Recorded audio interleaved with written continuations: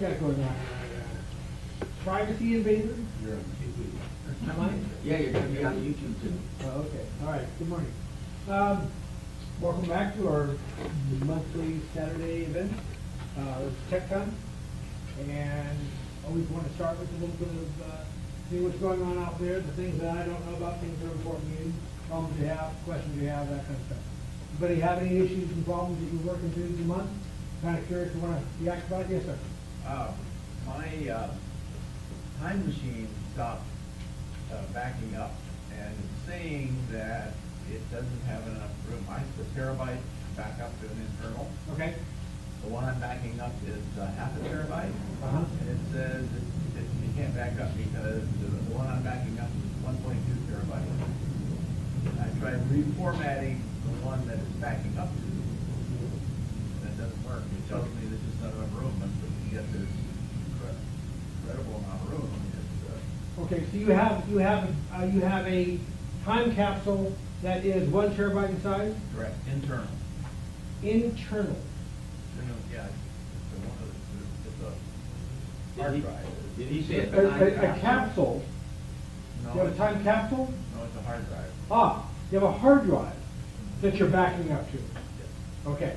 And the hard drive is an internal hard drive. correct. And it's internal in what type of device? The standard Seagate.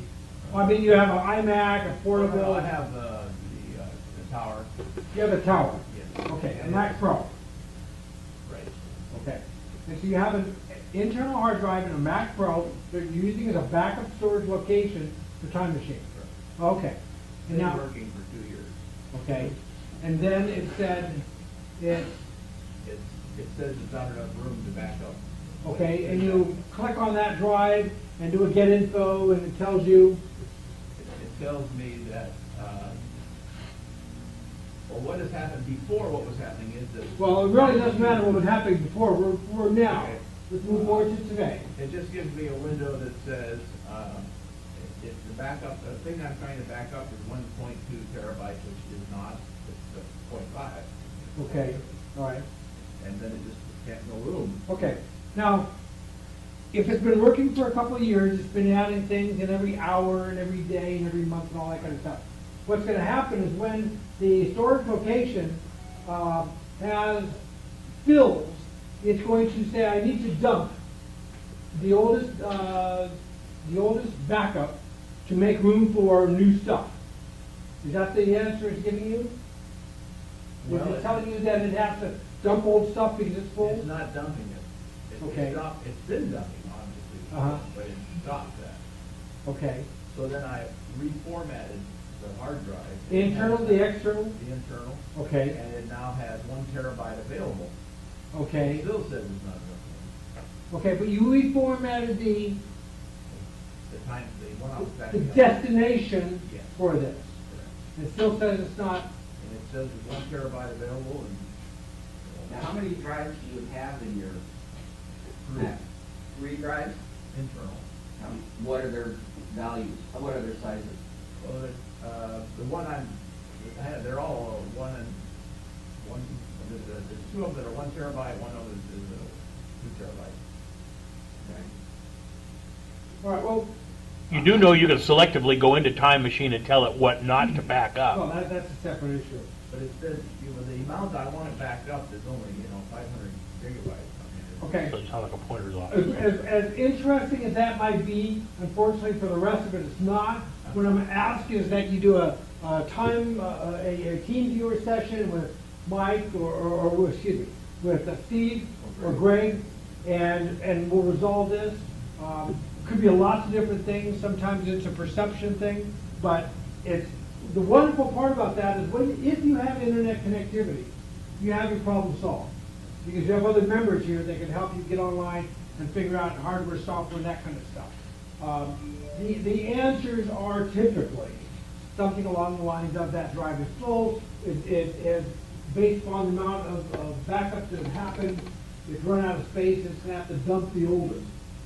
But other areas beyond that, there's something else going on there, and we can't see it from here.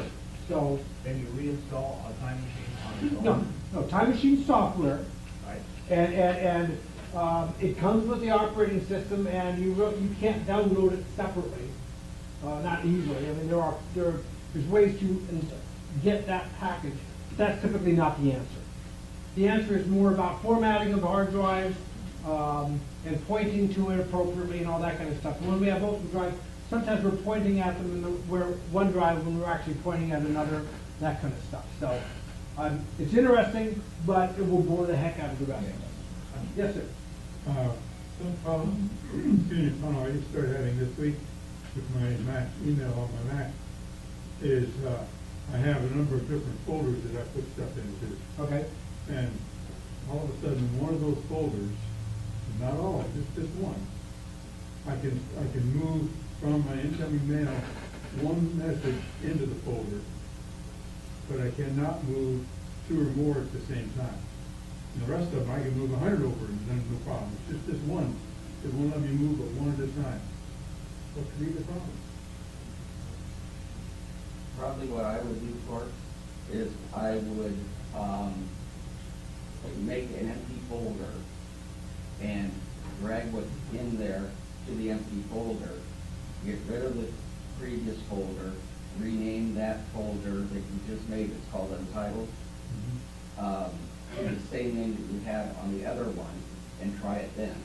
Very, very simple Okay, I deal to kind do. of thought about something like that, but I Yeah. should have asked her first. Well, It's very strange that would You know, happen. solving individual problems is as interesting as it might be to figure out exactly what it is well and fine. What I'm going to ask though is, have you done perhaps just the very beginnings of a restart of the computer? Oh, yeah. Okay, all right. Just utility. Okay, now that we've gotten past that, and at that point it relaunches the Finder and all that kind of stuff, and now we're into some oddity of something weird going on, and we can all sit around and diagnose your machine through you, but actually what might be even more interesting is someday maybe you leave your computer on, and we'll hit a fatigue or something like that, and we'll all fix it remotely. But for us to try to ask questions and stuff like that, we're really not necessarily going to get the answers, because people lie. I just thought. And it's not you, it's just that our perception of what it is not really quite there. So, yes, sir. My preteen grandchildren do not have iPhones, but they do have iPods, Okay. and they iMessage their pals. Uh-huh. My daughter, the mother, would like to monitor the iMessages of the kids, both Okay. incoming and outgoing, Okay, on her phone. okay. Is that doable? It is, but it's not realistic. In other words, if two devices are both signed in at one point in time to the same iCloud account, they will both get the same information. They will be in sync. But since your daughter has multiple kids, it has to have one iCloud identity at any point in time, and she has to watch theirs. Well, while she's watching theirs, she can't watch the other kids. Otherwise, she'd become the telephone central operator, and all messages coming in, she wouldn't know her messages from the other messages. Another answer that you might consider, and we kind of touched on this a couple months ago, was something called Server. How appropriate. Server costs you $20. It's a piece of software. It's, every version of the Mac has it, whether it be Mountain Lion, where are we at? Mavericks, what's the next one? Yosemite. Yosemite. They're all gonna have it. For $20 you get this. One of the features of Server is Messages. Messages is a service. And what Messages does, when you're running it as the software package, Messages allows you to archive messages. So you can historically go back in and see what has been going on, the traffic, the conversations, etc. So, I mean, your daughter is not going to be there all the time, but the server, the message server, could be the item that is allowing her to collect it. When she's interested, she can go in and search for certain terms, whatever, kind of like that. Hey, Robert? Like Mama Bear. Yes. Real quickly, I just typed in, how can I monitor iPad messages? Okay. And Apple's got, you can type that into Google and Apple will give you a couple of pages. Mhm. But one of those pages spawns a place called, an app called Teen Safe for iPhone. And that, it does exactly what you're talking about. There's an app called Mama Bear, there's not, all these kinds of things that are other apps that you can load in on top. And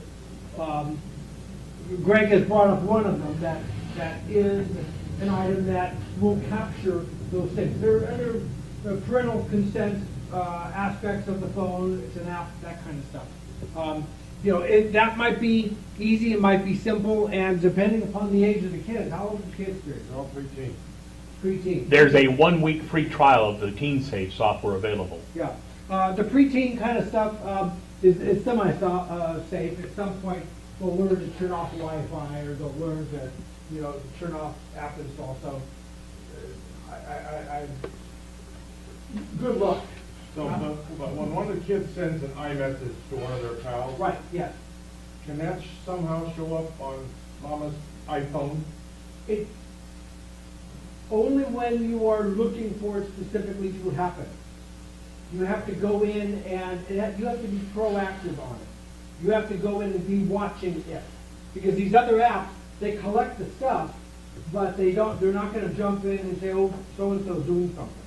You have to go run the app, and then go to messages, and in essence, it's kind of like what servers doing. They're collecting the information. They're not gonna be pro-life. Yes, sir. Can you comment on Tech Tool Pro as a device to have? Okay, Tech Tool Pro, one of multiple items that are in the toolbox of Steve and I and Greg. It's a fine application that is a generic, let me take a look at all different kinds of your Mac, let me look at the hardware, let me look at your preferences for corruption, let me look at your the size, let me look at your smart analysis of your hard drive. I like it. It's a fine item. If you're just a curious guy with extra money and just have one Mac, sure, have fun with it. If you're a person that has to be responsible for multiple Macs in the house, it becomes even more valuable. If you're running around doing lots of things in lots of places, it's even more valuable. It's a fine thing. You shouldn't need it. It's but it's a fine thing to have. It is a value. I do own it, and I do use it. Tell you what, I'll plan on talking about it next month, Yeah. because I own it. Right. Yes, sir. What about RoboForm? You what? You don't have any teams. Cyber system. RoboForm, a password manager. I still can't hear you. There's Tech Tool. many password managers that will do the job. I don't know that this one's any better or different than the other one. I think the best password manager is in your head. Robert, go over because somebody had brought up an email a couple of days ago Sure. about the easy way that you came up with. Sure. The password manager that I use, I always carry with me. It's in my head. It's defective most of the time, but, or corrupted, I'm not sure which. But. When I can't use it, I shouldn't be using it. And it's a simple matter of creating a formula. Your password should be unique everywhere you go, everywhere you use it. It should be a minimum of 8 or more characters. It should have a number. It should have a capital letter. Now, this would seem to be an impossibility that you would have to be able to remember all those different passwords. What is your favorite fruit? What's your favorite fruit? Bananas. Bananas. And how old were you when your first child was born? Guess, just guess. 23? Yeah, 23, there we go. Okay. Bananas 23 is your main master password. Bananas 23. Now, you might have to take a moment here to try to figure out what the heck that number was. Well, let me tell you, after you use it a couple times a day for the rest of your life, Bananas 23 will just be your password. Okay? So Bananas 23 will be your password. I'm going to suggest to you to do something like capitalize the second letter.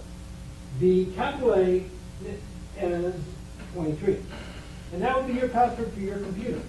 Okay? Because you and your computer, very close relationship here. But now when you come over to Creative Resources Technology Group, and their initials are CRTG, that maybe you do bananas, B, capital A, N-N-A-S, CRTG, 23. Okay? And then when you go down to, go to the Mac Tech website, you do B, 80, N-N-A-S, Mac Tech, MT, 23. So you have one formula that has numbers and letters and capitalization and is used for everywhere you go. You go to the Orange County Register, it's bananas, OCR, 23. What this does is when some malware steals your password at the Orange County Register, they can't take that password and try it on every other place that Doug Smith had something, because it isn't going to work. And they're going to do it in an automated way. And they're not going to look at that and go, wait a minute, OCR, wait a second, that's us guys, that's us. They're not going to do that kind of stuff. All this kind of stuff is done in mass, it's done in hard code and everything else. Nobody's sitting there watching it. Right. And so what you have is you have a long password. Bananas, what, 6, 7 characters, and you've got a couple more for the abbreviation, a couple for the numbers. You've got a very long password that is complex, different, and easy to remember.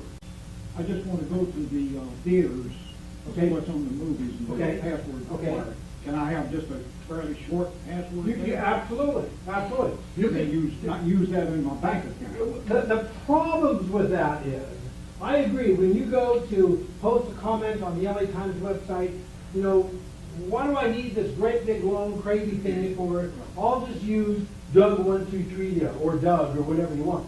The problem is, you have no control over what that site is going to require for passwords. And just because you're only posting a comment doesn't mean the LA Times is going to allow you to have a simple password. So now you put in your simple one and that didn't work. And then you got to be consistent. Just have one, and you'll be really quick on typing this phrase. One that works everywhere. You don't have it, this works here, it doesn't work there, and all that kind of stuff. Keep it simple, consistent. So when you don't have control, you have to be able to go. Okay, yes, one more. Yeah, this is about iPhone. My iPhone recently has just started doing something weird, and I don't know what to do about it. When calls come in, it gives my ringtone and all that stuff, but it's starting to do a flashing light. It's like, what? Where did that come from? How do I get rid of it? That's accessibility. In your system preferences. Yeah, I'm looking it up right now. Yeah. It is. Yeah, it's for those that are deaf. And under accessibility. Or if you universal. still have the ringer turned off, the light will still flash as the phone rings. Okay, but if it's something new and different, and you know you turn on you've got vibrate, turn on and off under system preferences or whatever we call Settings. them, settings. Look for accessibility, the little blue thing with the handicap stuff. That'll tell you, that will enable you to have it flash when it's supposed to ring. For those that are hard to hear. Yes, sir. Public Wi-Fi subject. I've got a friend that lives in Boston. He's visiting Florida. He's a stock trader. What is your opinion of grabbing onto a public Wi-Fi password or not, and going into his E-Trade account? Bonnie, look under general accessibility, Yeah, that's. and you'll find LED flash for alerts. All right, there you go. Do that. If you have to enter a password,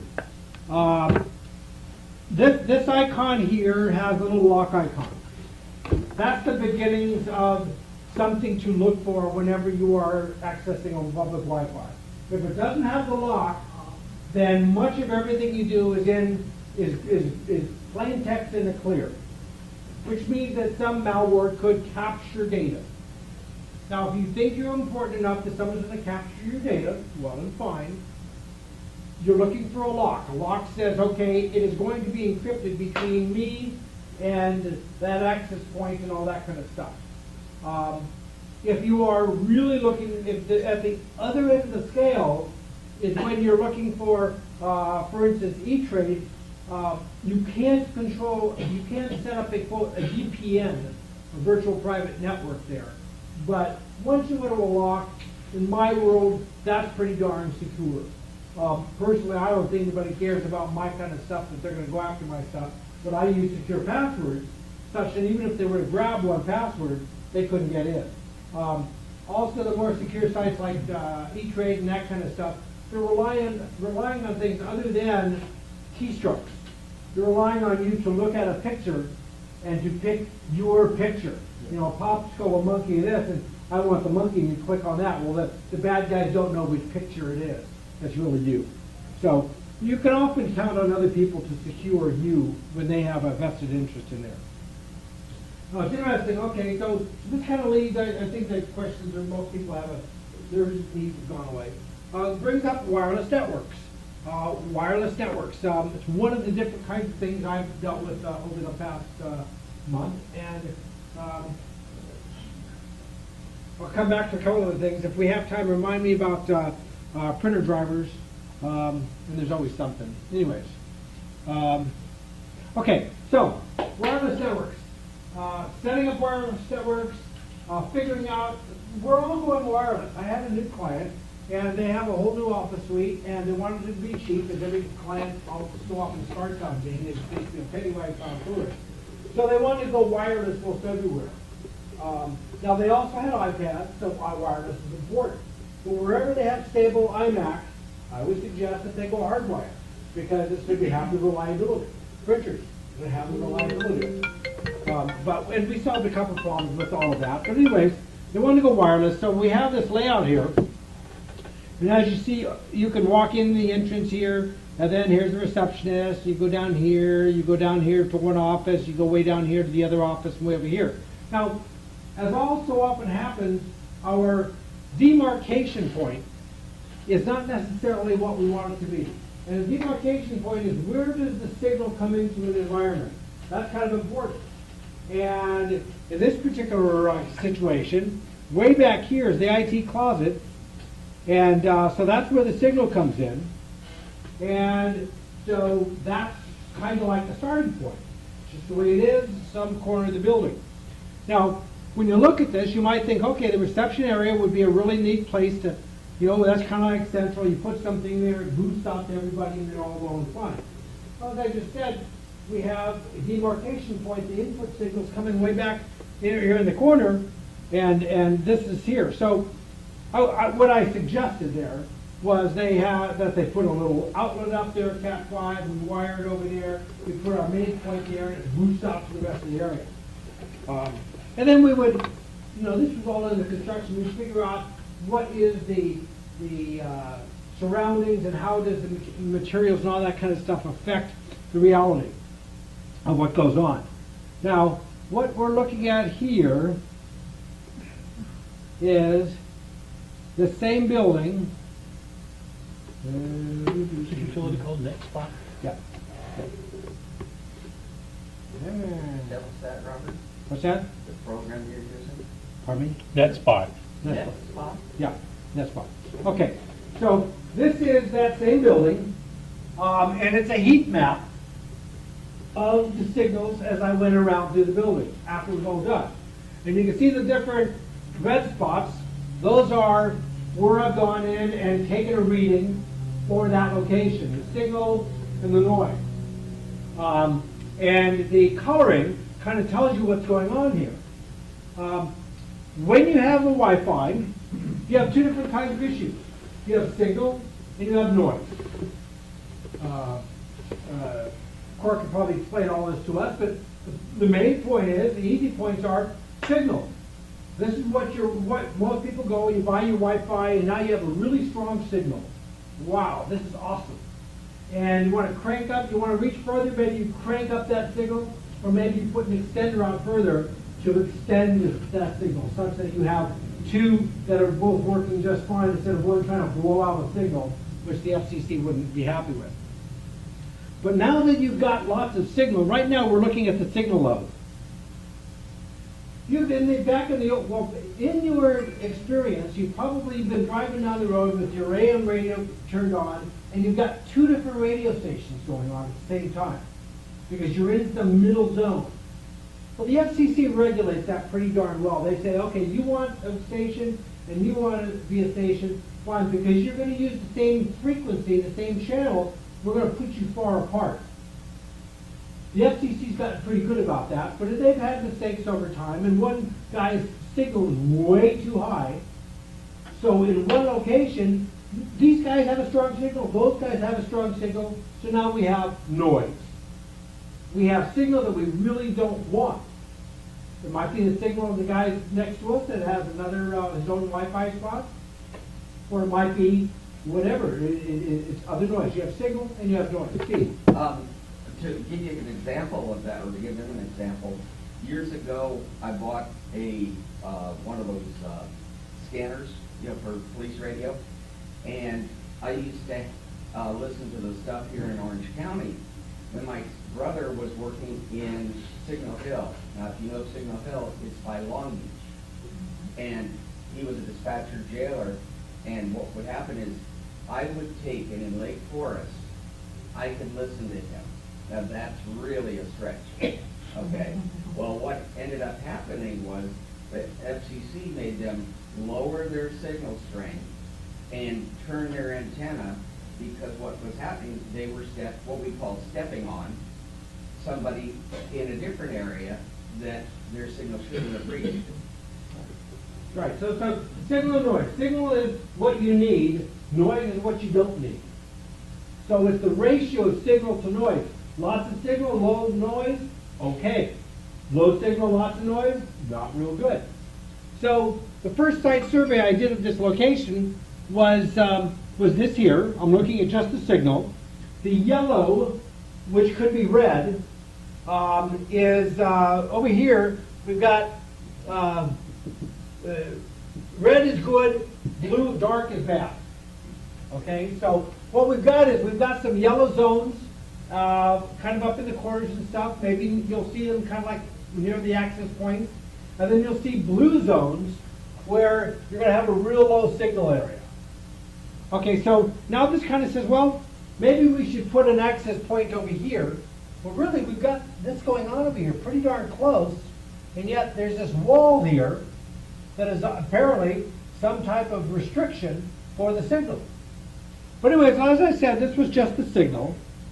So let's go ahead and look at the signal to noise ratio. Kind of fell in line there. Wow, this area is almost a dead zone for everything else. Now, as it turned out, you know, the location of these access points is actually triangulated. When I was doing the survey, it doesn't know where it actually is. I actually needed to manually move that access point. I could take this access point here and position it manually and drag it to where it really is.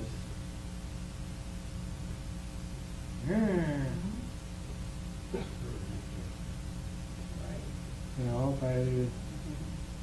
maybe I lock this one down. Oh, there we go. Okay, there we go. Okay, that's where it really is, by the way. And so I thought, wow, I've got a dead zone over here, and I've got a wireless. Do I have lots of noise? So what I did was, came back in a little bit later. I won't. Yeah, sure, save that. There we go. Okay, here is the before. Okay, here's our. I relocated some stuff, and we still have the same signal back. Remember the demarcation point, the entry point that's real hot back there. We have nice heavy signal. You have two close to each other like that? Or? Actually, they're showing There's 4 of them back it's showing the guest network Oh, and I the see. non-guest network. Okay. Two different frequencies. One's a 2.4, one's a 5 megahertz band, that kind of stuff. So we're looking at signal now. The signal, okay, it's not as bad. And here's the new. Now what happened here was I had an access point here and I had an access point here. I took the access point here and moved it to this, and this one moved it to there. I swapped 2 access points. What did that tell me? Is the transmitter straight? It is a faulty access point. So I had a weak area here and a strong here. I swapped the two, and the weak area followed the access point. Bad access point. So now we know really, it wasn't environmental, but it was that, because this is our weak point, we've got an access point there. So sometimes, you know, you're in there and you're looking at bars, I've got 4 bars, you're thinking, it's as good as I can go. Well, sometimes you want to use the tools, someone is asking about a tool or a program, or what I think of it, you have to use the tools to properly really analyze the situation to see what's going on, because it's more than just bars. You want to, and sometimes visual. People love visuals. I can see this so easily, don't show me a bunch of numbers, because numbers isn't going to help. Because, you know, the way I start with his kind of stuff is I look at something like this, and this tells me, okay, for all of the, I guess I gotta go here. Oh, I've blown up. Okay, okay. This will tell me of all of the different networks. Here's the SSIDs. Here's right now we're on this one here probably. This is all the networks that are going on in this area. And as you can see, there's a lot of good, strong signals up there. We've got the Nest. I don't know who the heck that is. Nest is the thermostat. Okay, the Nest thermostat. But you know, then we got Sub-Zero, and that's some other place around here, and all that stuff, kind of stuff. The point is, the level is the generic good or bad rating. The next one after that is signal to noise ratio, then you have signal and you have noise. Now, can anybody look at this and see a problem or something wrong with what you see there? Give me about 5 to 10 seconds here to see. No, anything look suspicious? Look at your noise levels. What do you see in the noise level? They're all the same. Ah, something to this. You will not find that many networks that all just happen to have negative 92 dBm. What's going on there is that the airport card in the MacBook Pros and the MacBook Airs doesn't properly report noise level. So you have to know your equipment and know the problem that I'm getting incorrect noise levels is because the card in here doesn't really give accurate information there. It kind of gives, and no matter where I go, everyone will have a negative 92. Know your tools, know your limitations. You might have to use a different kind of computer model than this one to get this information. Let's for the moment go on and beyond that and believe that it's not, that the noise is fine here. The signal, you want your signal to be, the lower is better. As you can see, negative 37 is better than minus 86. The logarithmic scale closer to 0 is good. As far as noise, you want it actually the other direction. You want noise as high as possible. So it takes a ratio between the two and comes up with the signal to noise number. That is you want as high as possible. 55 is better than 6. Okay. Now, if we had a problem that we couldn't, let's say I go and replace that access point at that other place and everybody's green and all that kind of stuff, but I still don't have the signal, the levels as high as I want. Recognize you have a channel over here, and this channel thing is something you do have control over. Most of the time we just have our access point set to auto, but recognize these numbers over here. We've got some 6s, 11s, 2s, 1s, anything 11 and below. Is it 11? I think it is, yeah. 11 and below, yeah, is your old 2.4 megahertz frequency. You want to be on something different. Typically, you want to be on on 11, 6, or on 1. These guys are on 2 and 4, bad people. 2 and 4 and 9. You'll notice none of them are CRTGs, but those are guys that are right in the middle of the lanes going down the freeway. They're kind of blocking this lane of traffic and that lane of traffic. They really shouldn't be there. But if you happen to think that you need to change your channel such that you don't have conflicts with others around you, don't pick anything other than 1, 6, or 11. Okay. After you've got that, now you've got these other numbers, these really high numbers, the things beyond 11, 40 and such. These are your 5 gigahertz, your other newer frequencies. You'll find these are going to give you longer range than the others. Lower power but longer range. So those are kind of good. The frequency over here, that's just a quirky kind of thing. And over here you'll see your protocols. Most newer devices today are running the N. So if you have an older device, you might need to share or put out on the airwaves the B's and the G's. Most everything here is locked down, except you have the sub-zero guest, which maybe they're just being friendly and allowing you to check the mail in the nearby area. So this is just a quick look at some of the tools here. This is iStumbler. The other one was called NetSpot, to be able to look at and to see what's going on around you as you try to, you've got a house and in this area of the house it's not working well. It kind of shows you if I move this access point to another place in the house, do I have a better signal and all that kind of stuff. And that's a paid app, Robert? What's that? It's 149 a Both these person. For free. Oh, Yeah, for small town usage, you're free. Yeah. If For I'm using- NetSpot? Yeah, It doesn't say that on their website. okay. If you're They do have a trial. If I'm doing that in a complex like this, I'm going to use my professional tools because it will allow me to map more access points and have different zones and all that kind of stuff. But for small town usage, they're really good about that. But one thing I did want to mention here was, okay, in this network that I was setting up, I kind of said wired, but we've got iPhones and iPads. These aren't wired. So like it or not, the wireless environment is where we're at and where we're going to be in the future. We're not going backwards.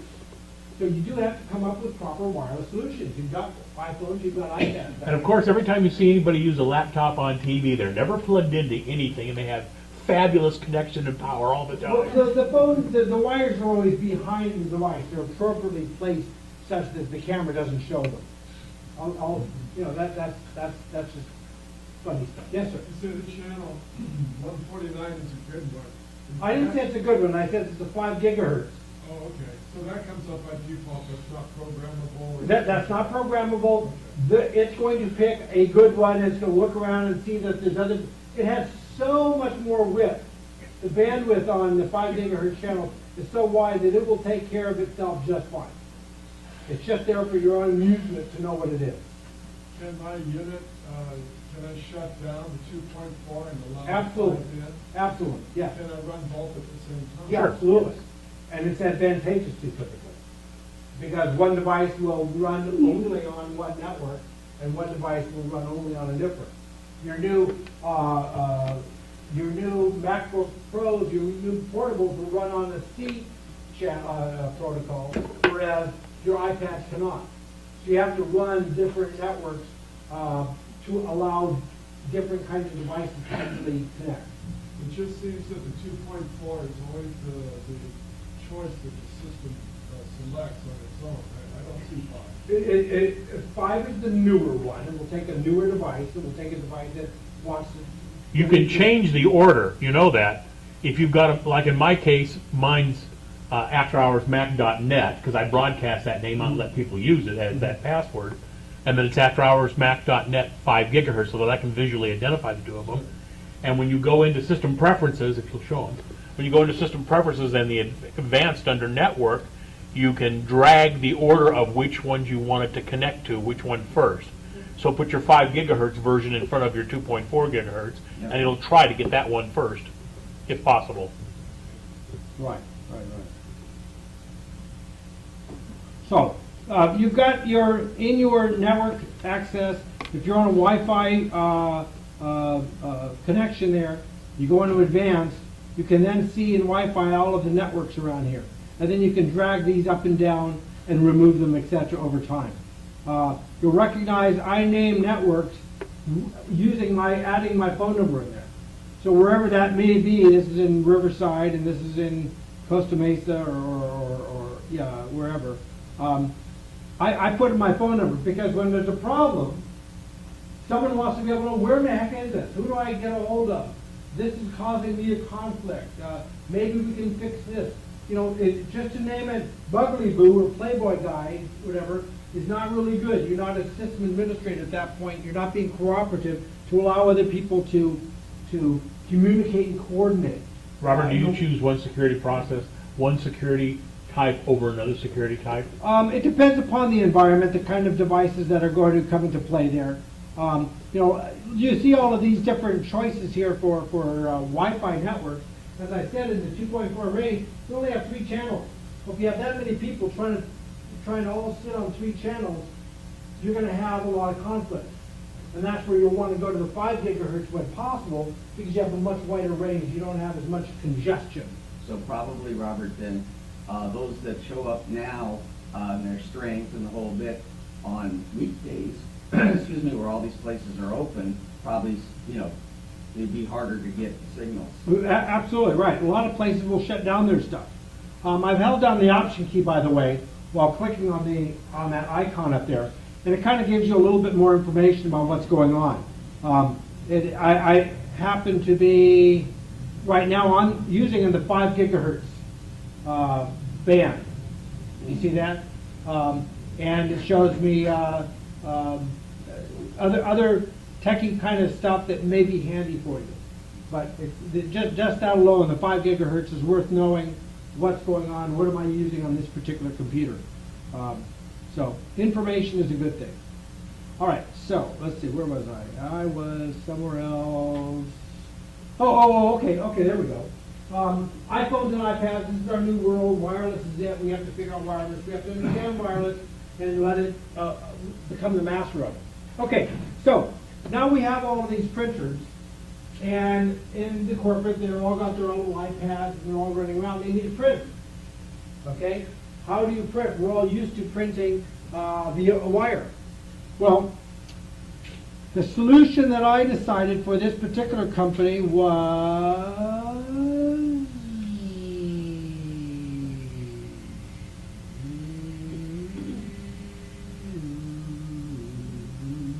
did I close it down? I think I closed it down. Okay, oh, that's fine. We'll just do that.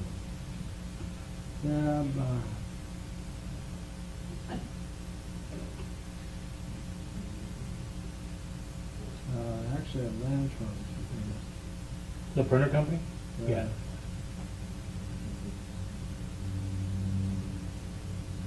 Okay. This is a print server. What this does is, you know, Toshiba comes out with their great big copper and they roll this puppy in and then they plug it in and then they say, okay, here's how you load your toner and here's how you change your paper, bye-bye. Well, the iPad to print to this is just not going to work typically. Apple has a new a new method to print to printers. It's called AirPrint. Yes. Okay. And AirPrint says on your phone or your iPad you can print to out there to any device that's on the wireless network. That Well, has AirPrint. Any AirPrint enabled Right, device. exactly. But the Toshiba guys, they say, oh yeah, it'll work with your iPad, no problem. And they roll the puppy in, they plug it in, and they walk away. The problem is, no, it really doesn't work. It's not wireless. It's just, you know, you plug it in the Cat 5 and the guy's happy. And so, what do? Well, you have devices such as this, Xprint server, as this one is. And it's like, I bought the, again, I think it was the $200 version. Might have been the 100, I don't know. But most people like yourselves are going to get up there and say, how crazy! That's twice as much as what my printer costs. Why would I buy something like that? I'll just buy a new printer with AirPrint on it. Well, the Toshiba guy isn't going to sell you a new printer for $100. So in an environment where you have expensive printers that are going to cost, you know, several $1,000s, you need to get those on your printing to your AirPrint, to your iPad.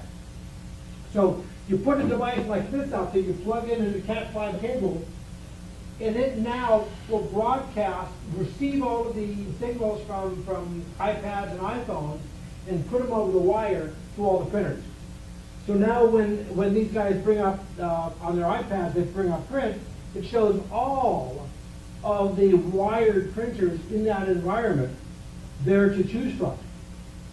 So one device allows every single wired printer, even though it's not an AirPrint printer, to be able to be printed to by putting it on the network. Yes, sir. Now, here's a cheap way to go, what I did.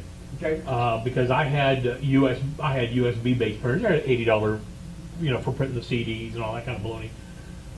I bought a couple of used Airport Expresses. You can get them for about $30, $40 off of Amazon. Right. And they have a USB port on it that you can use for printer purposes. Mhm. So now I can put that anywhere in the house that I have Wi-Fi access to, and both my wife and I, or even the iPhone can, her iPhone or my iPhone, can print to that, because as far as it's concerned, it's a Wi-Fi enabled printer. If the printer has a USB connection to be able to print you directly, that is an option. It isn't the option that you'll want to use when you have For a most corporate. printers will have the ability to connect via hardwired Yeah, it's either or or. via USB. Cat 5 or USB, you have to pick one. And so even a little brother kind of thing, multifunction thing, it's one or the other. So if you want to have it over your wired network, for reliability, as I'm going to recommend, if it's a network printer, put it on your frickin' network, then you've kind of lost the ability to do the USB option.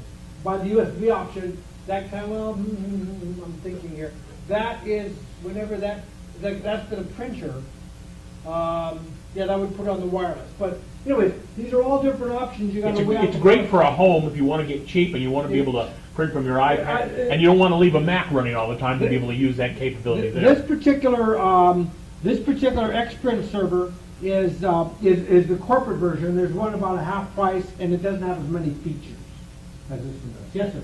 One question about security. Yeah. If you go to wireless printing, but you could also be printing on the neighbor's printer as well, inadvertently? Not easily, because they're gonna have a locked network, no more than you can jump on their network and surf it.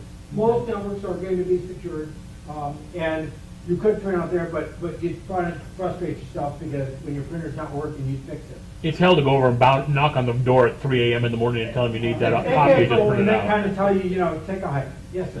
This X server, Yeah. does that require power, external power? Yes, yes. It hooks up like any other network drive or anything else that requires a Cat 5 cable. And it is an answer, and this particular one, the $200 version as opposed to the $100 version, allows me to control printers, because I have a color printer, and I want to manage who prints to that. So I can, on this one, I can set up users and give rights to who can print to that, log who's printing to that. So when I see our toner cartridge bill is super high, I can say, what the heck is she printing for? Oh, she has puppy dog posters she wants to put on the utility poles and give away that she's rescued. That kind of stuff. So you get features that not everyone uses. There's expensive ones and there's cheaper ones. Anyway, that's an option. Okay. We talked about USB printer ports. Interesting option here. I purchased a new HP printer. Lovely HP. The only way to set up an HP printer is to run their print utility. So I downloaded the print utility, went to the web page for the printer, downloaded the print utility, plug it in. It doesn't come up. It doesn't show up in their little utility, and you can't just add it to the printers like everyone else does. So I checked this, and I went to my Apple menu and about this Mac, and I went to more info, and I went to system report, and then I went over here and said USB, and it wasn't showing up there. It wasn't showing up here at all. I plugged my phone in, my phone would show, but it wouldn't show the printer. And so I thought, so I went to the store, returned it. I thought bad USB port. So I tried multiple USB cables and this and that kind of stuff. I verified it wasn't a computer, because it shows the USB is properly the plug's working, because it plugs recognizes my phone, doesn't recognize the printer.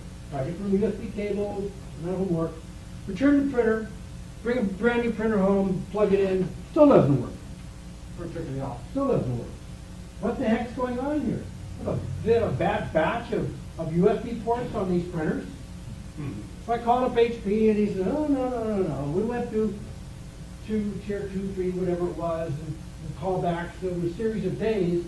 They were going to nail this puppy down. They really wanted to know. Well, As it turned out, I had another HP printer, a different model, and out of the box, I put it in, plugged it in, and I went, for a different model, I went to HP's webpage, downloaded the installer, plugged it in, boom, popped right up.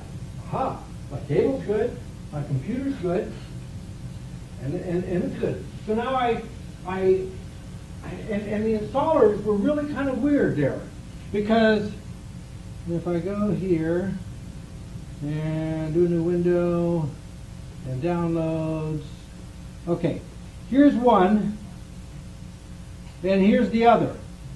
On HP's page, all they say is HP LaserJet SWSX Mavericks. That's all it says on the page for this computer printer and on the page for this printer.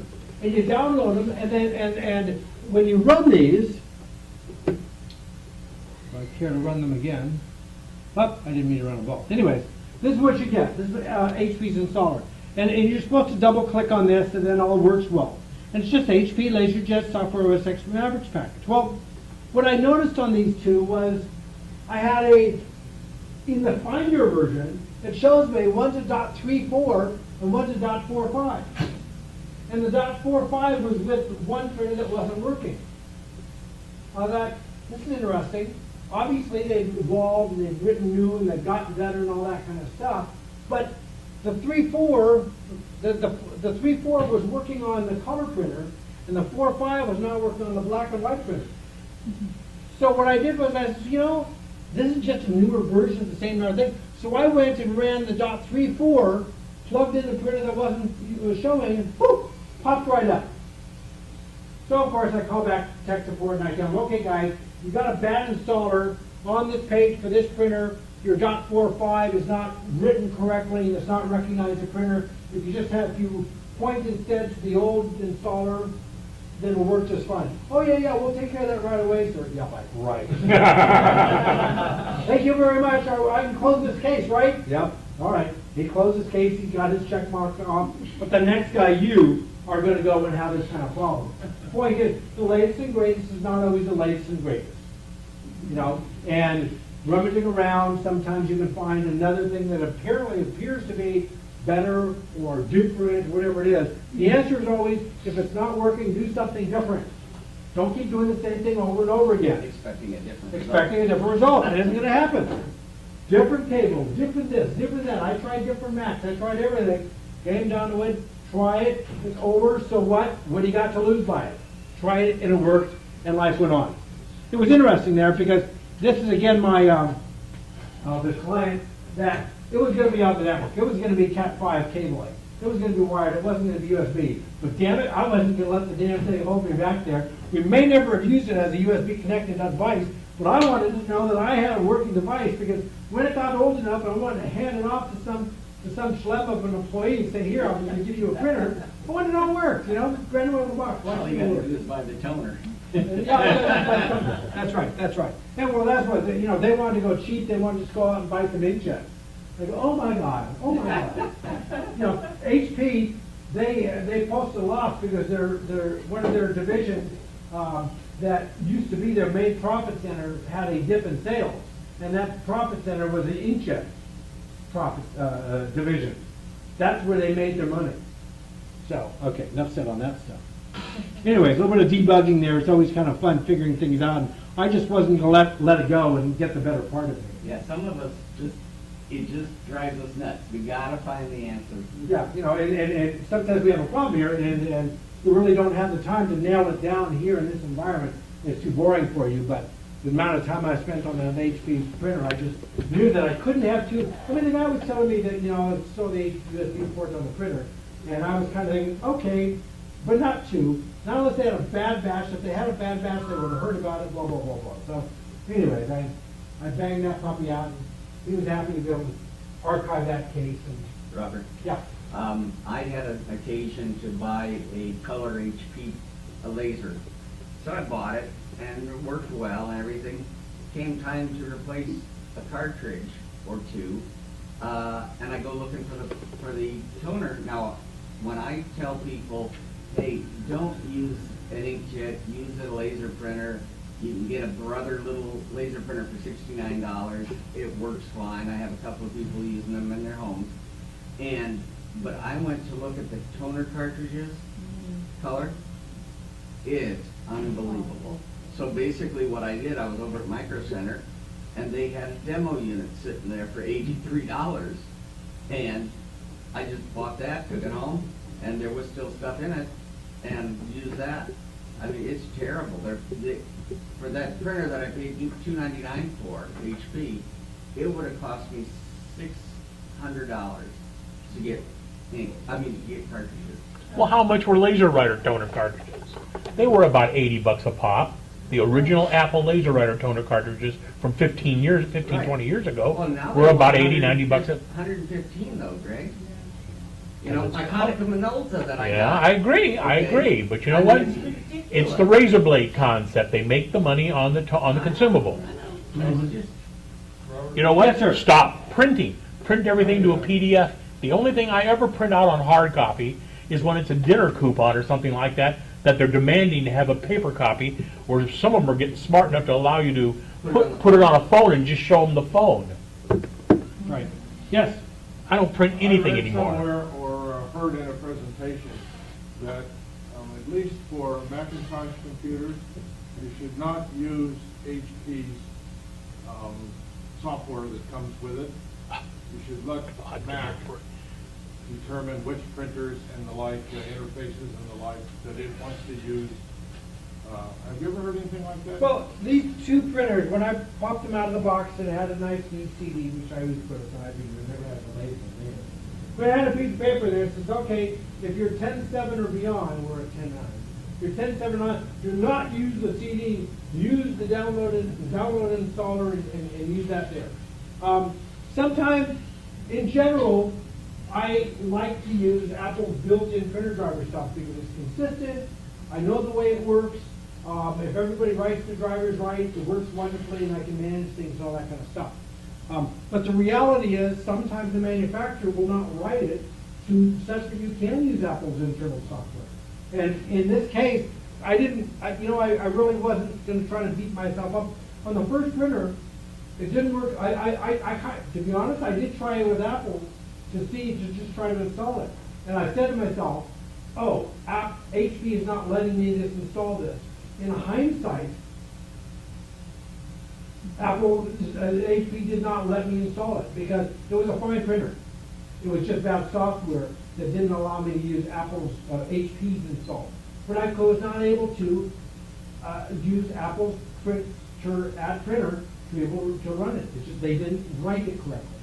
Now, I'm not going to stop buying an HP printer because of that, because for all the bad things I can say about HP and the profit centers and everything else for inkjet, they make good, reliable printers. I like Brothers, I like HPs, so we just hope that they're going to be around long enough. Apple really only supports 3 major lines, and that's Epson. Epson, HP, and Canon. That's Right. about it. Right, yes, Because sir. Canon was the original laser writer. Right. One comment on most printers that use this ink instead of the laser printers. The cartridges can be refilled, right? Right. So you can take them down and they'll refill them there, but you don't have to take them down because you can buy a refill kit that Right. includes Right. the needle and everything. Oh, yeah, put on the surgical gloves and put on your barbecue hat and put the shower cap on. You know, that's questionable because a lot of the inkjet companies trace that now. Right. Have little chips built into the Right. inkjet cartridges to tell if you're doing something like that. There's a company up in Van Nuys that sells. Remanufactured ink bottles cartridges. Right. With the cartridge. Right, with the tubes. Going over to the cartridge. Right. Plug them in. I burnt up 3 printers. I had 1-year warranty on it. And the guy said, are you using this commercially? I said, oh, no, I'm just printing out pictures. Right. I printed out a couple hundred pictures. And the ink never wore out. Yeah.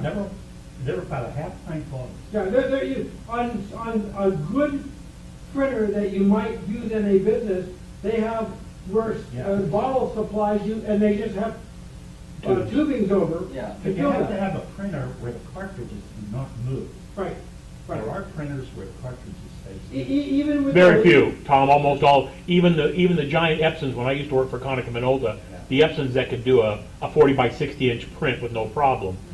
You could buy the ink cartridges that went directly in there, or you could buy their extended set from them or somebody else, and they had the tubes, and the tubes just had enough slack in them that it moved, Yeah, it right, moved back and forth with it. Flexible enough. We had somebody, I remember, come and do a talk on that when we were at Orange Coast, and that was quite a few years ago. Yeah. A decade or so, and he was from Arizona. Before I close this up, let me point out over here, in this business environment, this is the list of access points that could be seen from that one spot where I was at. Quite a few. These are other places. This is other businesses, right. Uh-huh. This is the TCI Medicine, that was my client, Uh-huh. and this is our guest network. But we've got this Pitts, and you've got ungrouped, all these other places that are visible there. So if that much traffic is going on, you have to start understanding and learning how to manage your networks there. It is just not easy. And people worry about all the Right. stuff right. from the environment. So what did you think of that graphic? Any interesting graphic? Kind of Yeah, tell yeah. the picture there? Worthwhile. Nice, yes. Come over to my house and help me. Yeah. I'm going nuts. The audio? Okay. Oh. Good to go? Yeah, I mean, that's a little out there. Change the mirror.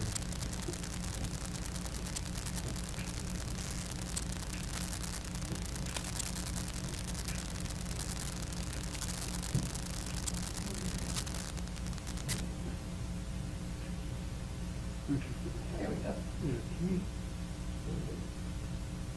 What did you gather windows do? I forgot.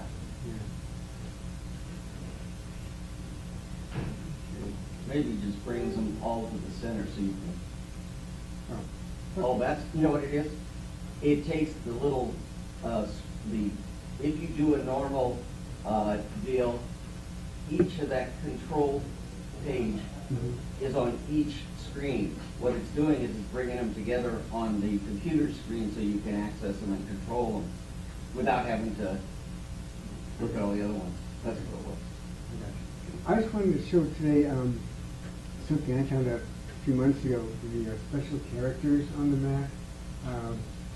Every once in a while, I'll do the emojis or the happy face or sad face, where people send them to me and figure out how to do it. And then I found out I just opened up a world of stuff to dictate on. Would you use your microphone? We don't have a microphone. Just talk louder, you mean? Yeah. Okay. Okay. Anyway, I'm going to show you special characters, and that you can paste into your pretty much pages or the internet or mail. But it's not just happy faces. Let me show you. Let's say I want to say hi. Okay, put something there. I would go to Edit, Special Characters. Okay, and it's a very small window, but if you drag it just a little bit up in the upper right corner, you click, and then you've got the whole screen. Wow. Yeah. And then, and I'll get to the emojis, but it's really a nicely organized, well, I'm not sure how well organized it is, but it's a very extensive collection. For instance, if you want to put an arrow into your document, then all these arrows here. And you either click on one, or actually, you click and drag it into your document, or just double click on the icon. When you double click, it just puts wherever your cursor is at, right? Exactly. Right. So if I double click here, let's see if it's gone in. Yeah. And over on the right here, you have variations on the font. Right. Actually, I have this some little. Let's see if it works. Yeah.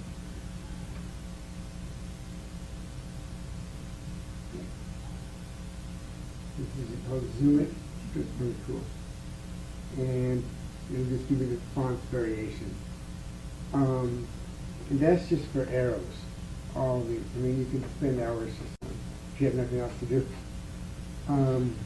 Parentheses, same thing. And my gosh, look at all these different kinds of parentheses over here. Just amazing. What are you doing for the magnification? Oh, I got a program called Zoom It. Yeah, I think it was like a couple of dollars.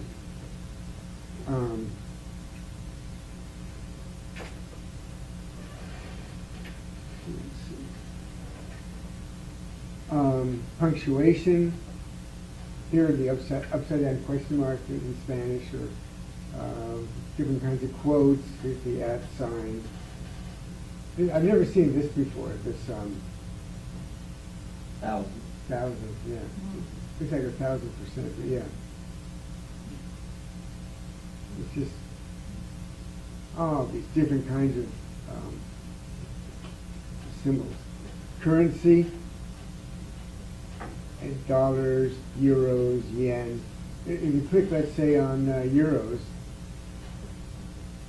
it has all these font variations of the euro. It's just amazing. Pictographs. Now, my feeling is when Apple gets into the pictures, I don't have a suggestion, but I do know the categories seem to kind of overlap. Yeah. And it's kind of hard to find what you're looking for. There's so much of it. But again, here's all kinds of. Did you find something that you use repeatedly? Is there a way to? Yeah, they thought of that. Recently used or favorites. You can put it. So if okay, let's say I'm going to pick the graphs, and I'm going to use this soccer ball. Okay, right here it says add to favorites. I just click that. Yeah, and now it's in my favorites. Oh, cool. Yeah. How do you get it out? Just right click and delete? I haven't tried that, but I guess that would probably work. Let's give it a try. Or just delete. You tried. No, go over there on the right, it says remove from favorites. Oh, there you go. Oh, okay. Okay. The bullets and stars are all here. Again, I guess this is instead of having a drop-down menu of font size and font style, they have to. But now, that's also dependent on what fonts you have available to your system, right? I don't know. You're probably gonna have the core set plus any other font you have. Right. Because not all fonts support all characters. Right. Math symbols is oh my gosh. There are so many. I math knew there was symbols. some reason I hated that. So see, you too can create your own TV series number. Right. You had a question? I've got a question. How about these flags of printers? Are they compatible with most printers if you're surfacing a Word document? I haven't tried to print one out. Yeah, it's just a picture. It should. Give it a shot. Now, how was it then Let's go to my camera. that you got to this? Okay, you go to, there's two ways to do it. Go to edit and. Oh, special characters, characters, yeah. okay. Yeah, and the keyboard is control command You space. can put it up in your menu bar too. What's that? Character viewer. Right. You can go to system preferences, and one of the options in preferences is to put the character viewer up in the upper menu if you use it a lot. Oh, really? Right. And Yeah, and let that me way show for you. 5 or 6 steps. Let's see, keyboard, show There you go. inputs. Here. Now, the cool thing about this is, depending on the font, you can actually hold the key down without having to bring that up, and it'll change them on the screen, so you can see what you might, gee, I know the accented E, what character is, well, you can do like an option E, and then E, and you get that grave accent, or whatever they Right. call that on top of the E. Right. But it'll show you those.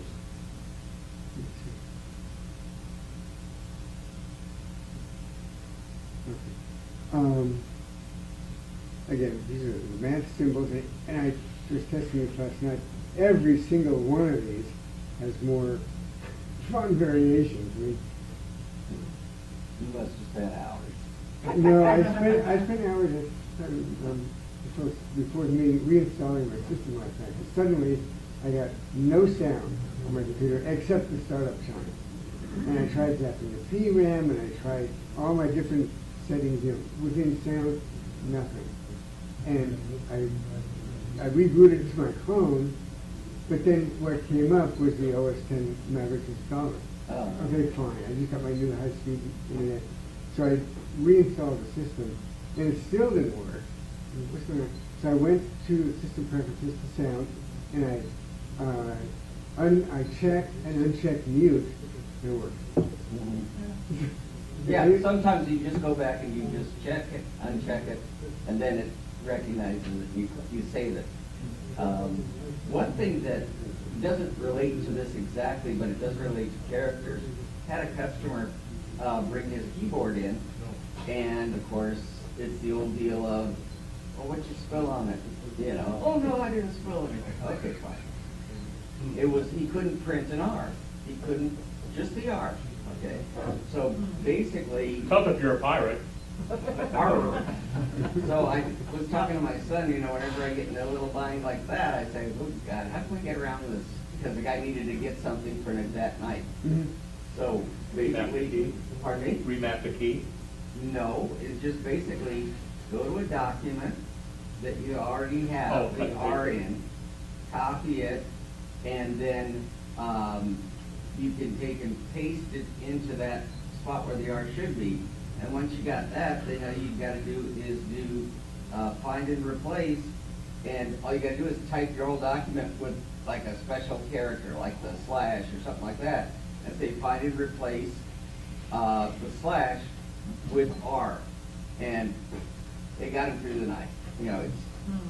It's a little bit of trouble, but it's a lot easier than trying to find a place that's open at night, late at night. No, but sometimes it's a good investment to keep a $20 USB keyboard around. That's what, he came and he bought one of the ones I had, and then he bought a backup of one of my old keyboards, because I said, you've gotta keep a wired mouse and a wired keyboard for any emergency.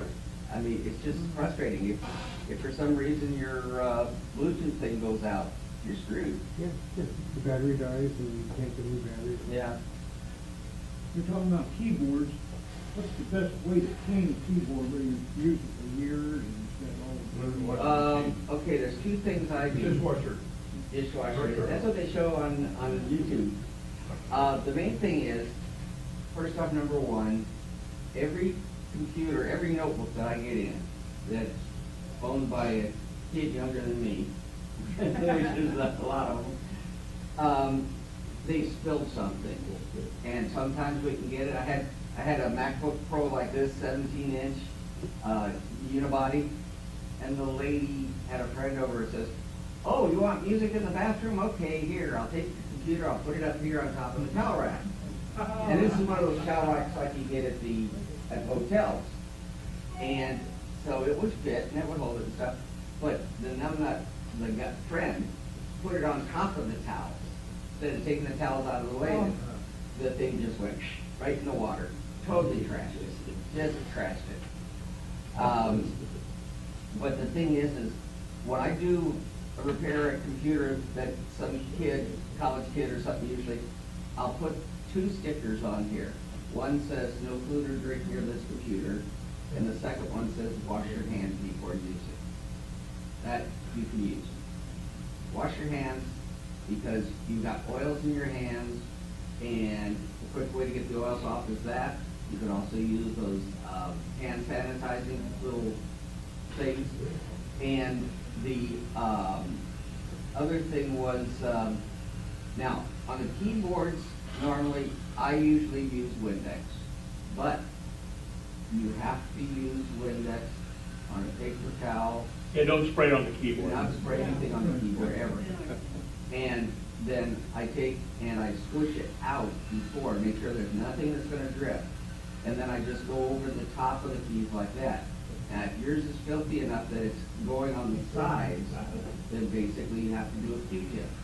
And so what I do is I take the Windex and I put it on the workbench, and I squirt a little on there, and I use a Q-tip, I dip it quick, and I roll it out so that there's just the barest. So you gotta remember, he's being paid hourly, see? Pretty smart. There's a method to my madness. Also, don't, you see, you've got in front of, most of you have in front of you, the newer Macs, iMacs that have the shiny screen or shiny glass. And do not use Windex on these, do not use water on those. Get yourself a, It's a spray, buy water. yeah, there's a special spray you can use. And you, do the, oh shoot, it's a towel. Microfiber. Yeah, and, This held in the toilet too, where the bottom of the toilet is to wipe out the. yeah. But the thing is if you put Windex on here, or you put, water on there, what happens, it just streaks all over. I mean, it looks, you know, like a kid got into there. But one thing on the keyboard though, caution, is you do not want to have your computer on, you want your computer Right. rated off. Right, When you start good working. idea. Well, what I did is I bought a cover, pin cover, and it covers it, so the cover gets dirty. Yeah, they should throw that in the dishwasher. Yeah. But the thing is, they do sell them, they're not that expensive, are those, there's, vacuum, look like vacuum form, keys covers. And they've got to be where they're really nice and soft now, so that typing through, you know, with them or through them, no big deal. Yeah, I have one comment about, what we're talking about the bottom of contaminated keyboard and so on, especially with spill things. When I take my coffee up, I haven't finished the cup, I don't put it in the same room where the keyboard is. I put it in the other room, which means if I want to get a sip, I've got to get up and walk the other room. And that has two things. Number one is it protects your keyboard, but number two, it helps you because now instead of sitting there for 2 hours, you got to get up once in a while and get some circulation in your legs. Exactly. So it's a double help for Right. doing it that way. Right, no, Right. it's a little smaller. And just to wrap up, there are letter-like symbols, interesting. Here are the temperatures and some Greek letters. And here are the emoji. And again, I'm not terribly happy with the classification, but again, I don't know what I would do differently. This one's called people, nature, objects, places. It's not just places, it's places, I would call it, and transportation. And symbols. Again, I would make a different category for symbols, for these, but they're here. And then there's one final category called Latin. Not sure exactly why they call it that. Just the Latin letters, I suppose. But here are all the variations of diacritical marks. Yeah. Right. It is. It really is. Right. Right. Exactly. I would suggest making subcategories of that. Yeah. By language. So again, the way to access this is either go to edit and special characters, or Stuart, that's in mail only? no, I just use mail because it'll work in pages and even in an address bar on the internet. Yeah, usually anything with serious text editing, it'll give you that option. Oh, okay. Although I haven't figured out in Microsoft Word. Well, that's because Word's controlling it. But you put the character viewer up there at the top and do it that way. Right. So if you're gonna use it or not, it's worth sucking up a little bit of menu bar. Into the email? I'm sorry? Show how you Oh, sure. move it into an email. Okay, let's say I'm going to take this C video. I would just double click it, and I'm just going to move the window, and you can see it's right here, right there.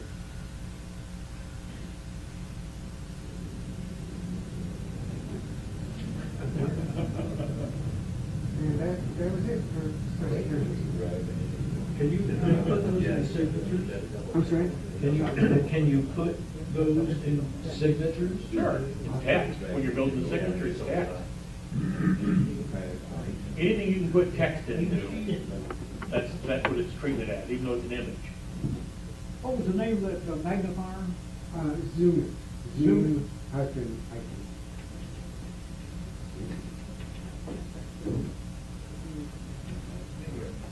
Thanks, Jordan.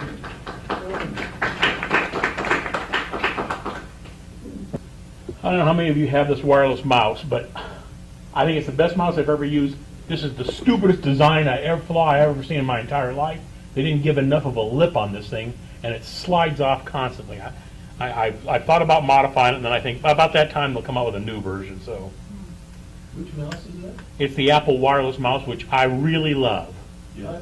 But that cover falls off constantly. I never had a cover fall. Oh boy, maybe it's just me. I'm kind of hard on junk, so just How do you clean the rails on that? I take my fingernail and just scrape it. You have some super new. No, I haven't come up with anything that's brilliant on that. Come on, mouse. There we go. Okay, I was going to talk a little bit about mail. We had a few people that have come up with some questions, so if you've got any, hopefully there's nothing too insensitive here, and we'll look at that later.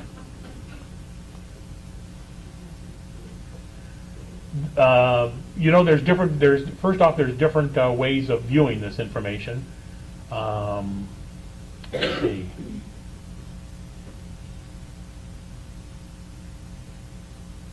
Yeah. See, that gives me a whole lot of real estate there, doesn't it? You know what? Before I come back to here, come back to this. There was, I was looking at a couple of things last night, and there's lots of alternatives for mail. And I ran across this website here, an article in Macworld where they're talking about how much they hate Mavericks mail. Now I've just gotten used to it, so maybe that's me, and I'm not using it for anything super heavy duty. But I will tell you right away that as you look down inside this, they talk about a lot of other alternatives for a mail type application. I kind of hate the fact that Apple calls the mail program mail, because it's a little too generic sounding. I mean, when we talk about email, you're never sure if they're talking about email using the mail program on the Mac or using a web mail service where you're going directly to Yahoo or directly to iCloud or whatever it is. My wife has a hard concept with that. And so she likes Firefox, that's fine. So her Mac is set up that as soon as she opens it up, she's logged into Firefox, and she's into Yahoo Mail. And she can't get it through her head that she doesn't have to go to that website to read her mail. So she forgets the fact that there is an actual mail program utility, if you want to call it that, on her Mac that she can do, and she can have all of her email addresses there. Instead she checks Google, and then she goes to Yahoo, and then she goes to Hotmail, and she goes to all three of those individually where you can have one that does it all. And that is one of the real conveniences, I think, of using any kind of a mail program, is that you can come up here and go into accounts, and come on, there we go. I'll hide everything else. Go into accounts, and you can choose and pick most of the common email utilities that are out there. If you've got something different, like you see, there is no Hotmail right now. There is an Exchange that's sort of close, but you can come on down here to add another account and choose add a mail account, which would be the normal default. And if you notice, this is a little different in Mavericks and Mountain Lion. I think it was this way, and Lion might have been this way as well. That even though I was in the mail program when I brought that up, get back over there. When I go on down here to Preferences, and when I select on Accounts, here I am in the mail accounts itself. I can go ahead and do a plus or an add or a minus, add new accounts here, or take away accounts. Apple's got this consistency in their last 3 or 4 operating systems with what they refer to as the sidebar, this slightly gray area here or slightly wide area here, where you can do a lot of additions for adding items or adding options or whatever it is, and getting rid of stuff. But you also have that option in System Preferences. They made it generic where they called it internet accounts.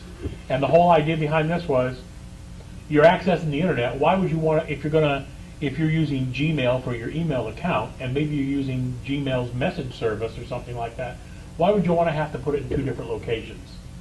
Why would you want to have to put it in the mail program, that's, I'm using Gmail, and over here in messages, I'm going to use the Gmail for my communication for messages rather than using iCloud.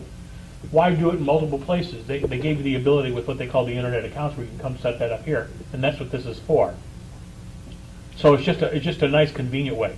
So like as an example, if I click on down here at Yahoo, I do have a gray Glock. I don't know if it's current anymore.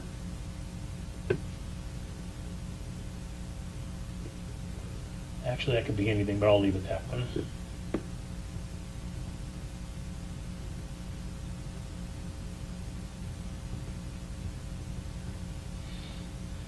Oh man, I have no idea what this is.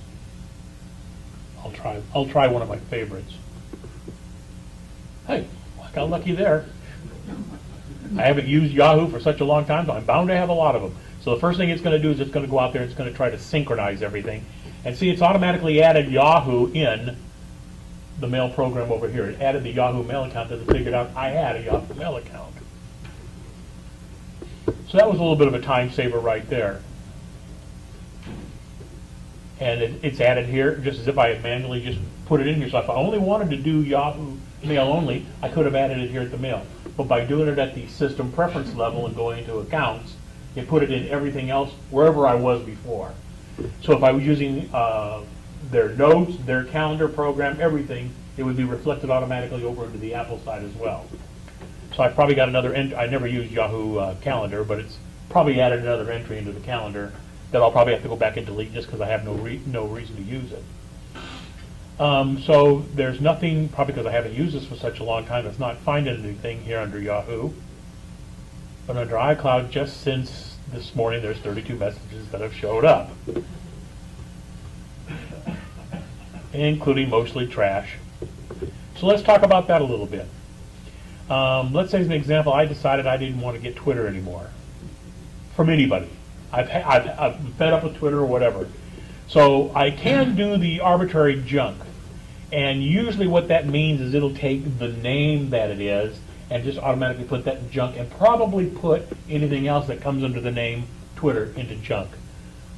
And as you can see, in a week I've got 1,103 junk. I usually check this once a week. I skim through it, just in case something that's valid might have gone in there. And that'll be broken up, that junk account will be broken up between iCloud and Google because you can see mostly what I get is junk from the iCloud account. Okay? But I could have, yes sir? Is there some way to delete a message, excuse me, without it being open? I mean, Sure. If you go there, you click on something, It automatically opens it. yeah. If you hold down the command key, you're looking at a stack of them, but you're not really opening them. Okay, that's not open No. yet. Okay.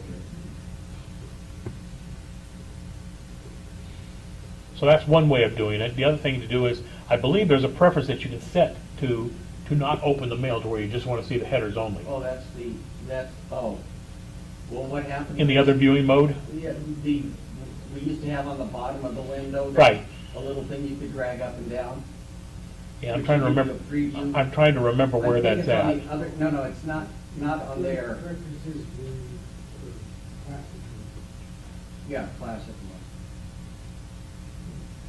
Viewing, right, top, there you go. Use classic There you layout. go. Okay, now close that. And then you just drag this down to the bottom, Yeah, right? And you drag that down to the bottom, you get the same thing. The other thing you can do also is write a rule that says if it fits this, and this, then throw it in the trash. That's what we're And going to then do in a you moment here. Empty the trash without, so, yeah. What I've done with that is, there's a lot of things where I don't even want to see it in my trash, I just put in there delete. You can do that. And they Yeah. come in, It's your choice. Automatically disappears. Oh, good. And if you like this side-by-side viewing, which I like, and I'm probably because I'm going to get myself an iPad here after the new models come out, I want to see whether it's worthwhile holding on for a new model or buy a refurb iPad Air. I'm not sure which way because I want the 128 gig version. I can accomplish that same thing you were talking about, Steve, by just running this all the way out to the edge. Will it go all the way? No, it won't. You're right, you have to fake it.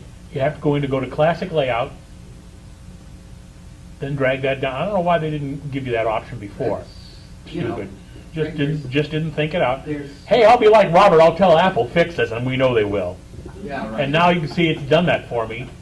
So there's the little dot to expand it back out, but once I bring it, see, it snaps to the first position and I have no way of getting it back. Oh. So if you don't want to see that, I don't really care that much. My feeling is they've already got me, what do I care? And it's a little hard working on this size screen because I work on a much higher resolution on it normally at home, so I see a little more breathing space. Oh good, only 120 messages coming in. Well, See, I've already got 93 that came in from Yahoo and I just added that account.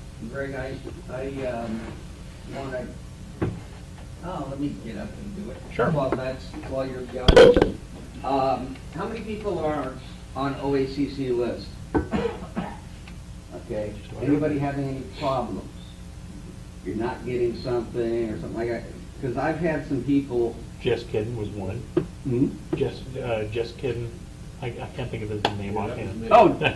You were having some problems with it, right? But it's working okay now? That's been straightened out, yeah. Yeah. What happens, also I found, since I'm the, Webmaster? List Or list list mom. mom. You're the webmaster. Is I keep getting emails with bounces. What's happened is, they have found our little secret of years ago in 2008, we were getting spammed with all sorts of crap, to our list, our different, mailboxes.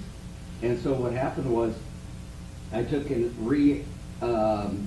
set them up with 08 at the end of them. Well, that took care of it for quite a few years, and just recently, now they're finding and sending the mail to this 08 and that 08 and that. But the one that really, I finally figured out the other day was I get a bounce every time something isn't deliverable, and so I took and I went to about 8 of them, and I read the things, and they're like Greek. I mean, you can see what they are. It's basically show long headers. Excuse me. View message long headers, I think it is, or view. Yeah, select, No. what is that, all headers. Message, you had it. View, message, all headers. Okay, see all that crap? That means something. And I've learned some of the things as to what it means, who it was to, who it's replied to, and then return path, OACC listed oacc.org. So all these different things mean something. Well, what was happening was I was getting things that said, this person's email address undeliverable, it's because that they don't have an account anymore, or all this stuff. And then finally I realized, by looking and comparing them to our club database, is that these aren't people's email addresses that are current. And so basically, I've always wanted to do this, is go through and weed out all the people that haven't renewed and stuff, and get rid of their email addresses, because I have to hand put them into the administration of the server, and by hand. And so what happens is in case anybody gets where all of a sudden you're not getting OACC list or announced, just don't hesitate to send an email to listmom@oacc.org or steve@oacc.org, and I'll get it straightened out for you. But I've wanted to do this so long, and I just finally sat down the other day and started whittling them off the list, because it just gets too many bounces and causes too many problems. So anyway, did you get them all? No? Yeah. Yeah. Quite often I get OACC email, Mm-hmm. but the other one was announced. How often does announced go out? Okay, announce, let me explain the way that this list server works, and it's very good. I like it. We had a, excuse me, a problem with it a while back, and it was a deal where stuff was not going out properly and stuff. OACC list, it basically, I've got maybe 15 lists in there. I've got announce, I've got president at oacc.org, vice president, list mom, all these different lists. And so basically, what happens is, when you send an email to the OACC list, what it does is it takes and goes to OACC list, checks the mail that you're sending it, email address you're sending it from, and this one guy, and I don't know if he's here, and I can't remember his, George Kissinger.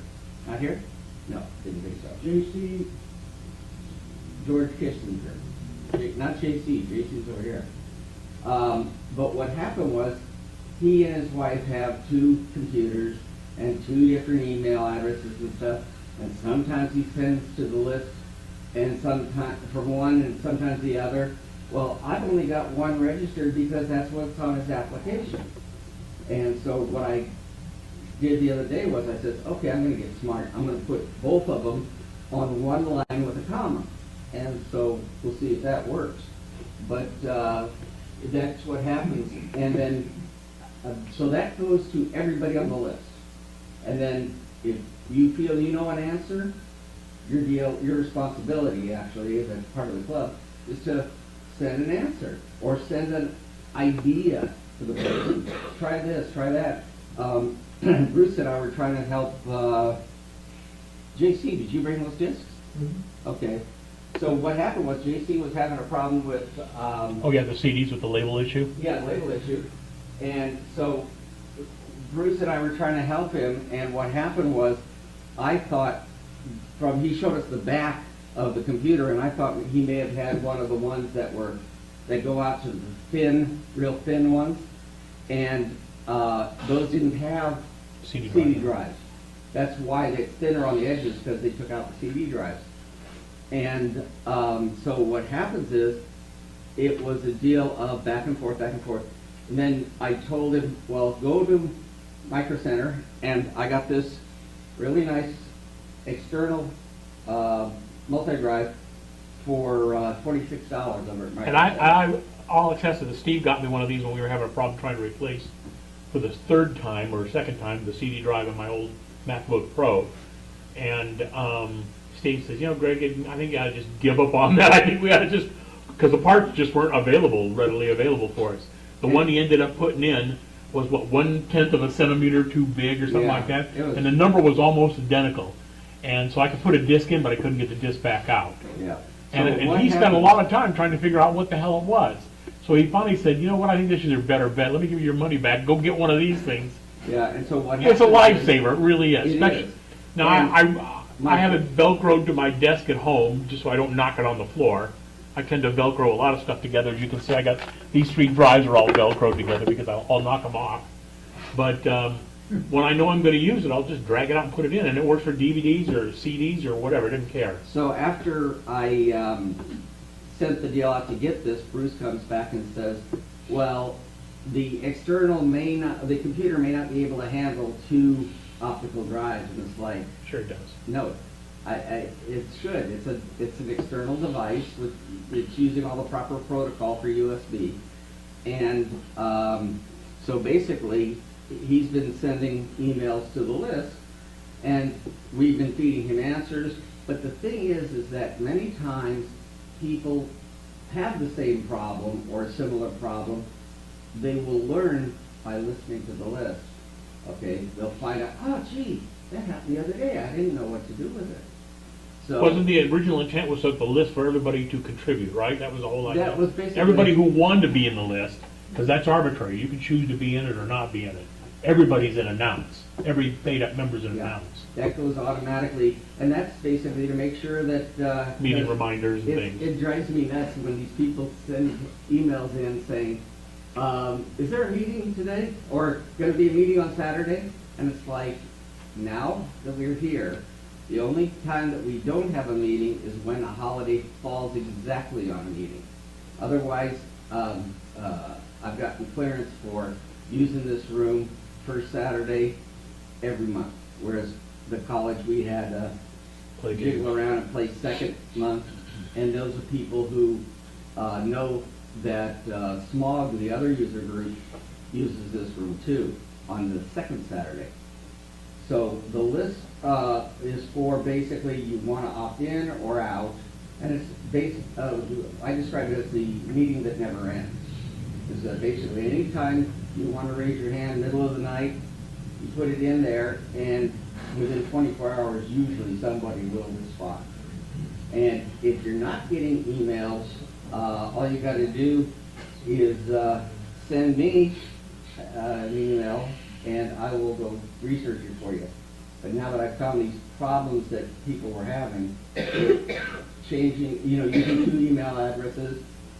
The problem with George was he sent me an email a while back saying, use this Yahoo account. Okay, fine. So I go and I change the Yahoo account. Then on his renewal application, he puts in his SBC Global account.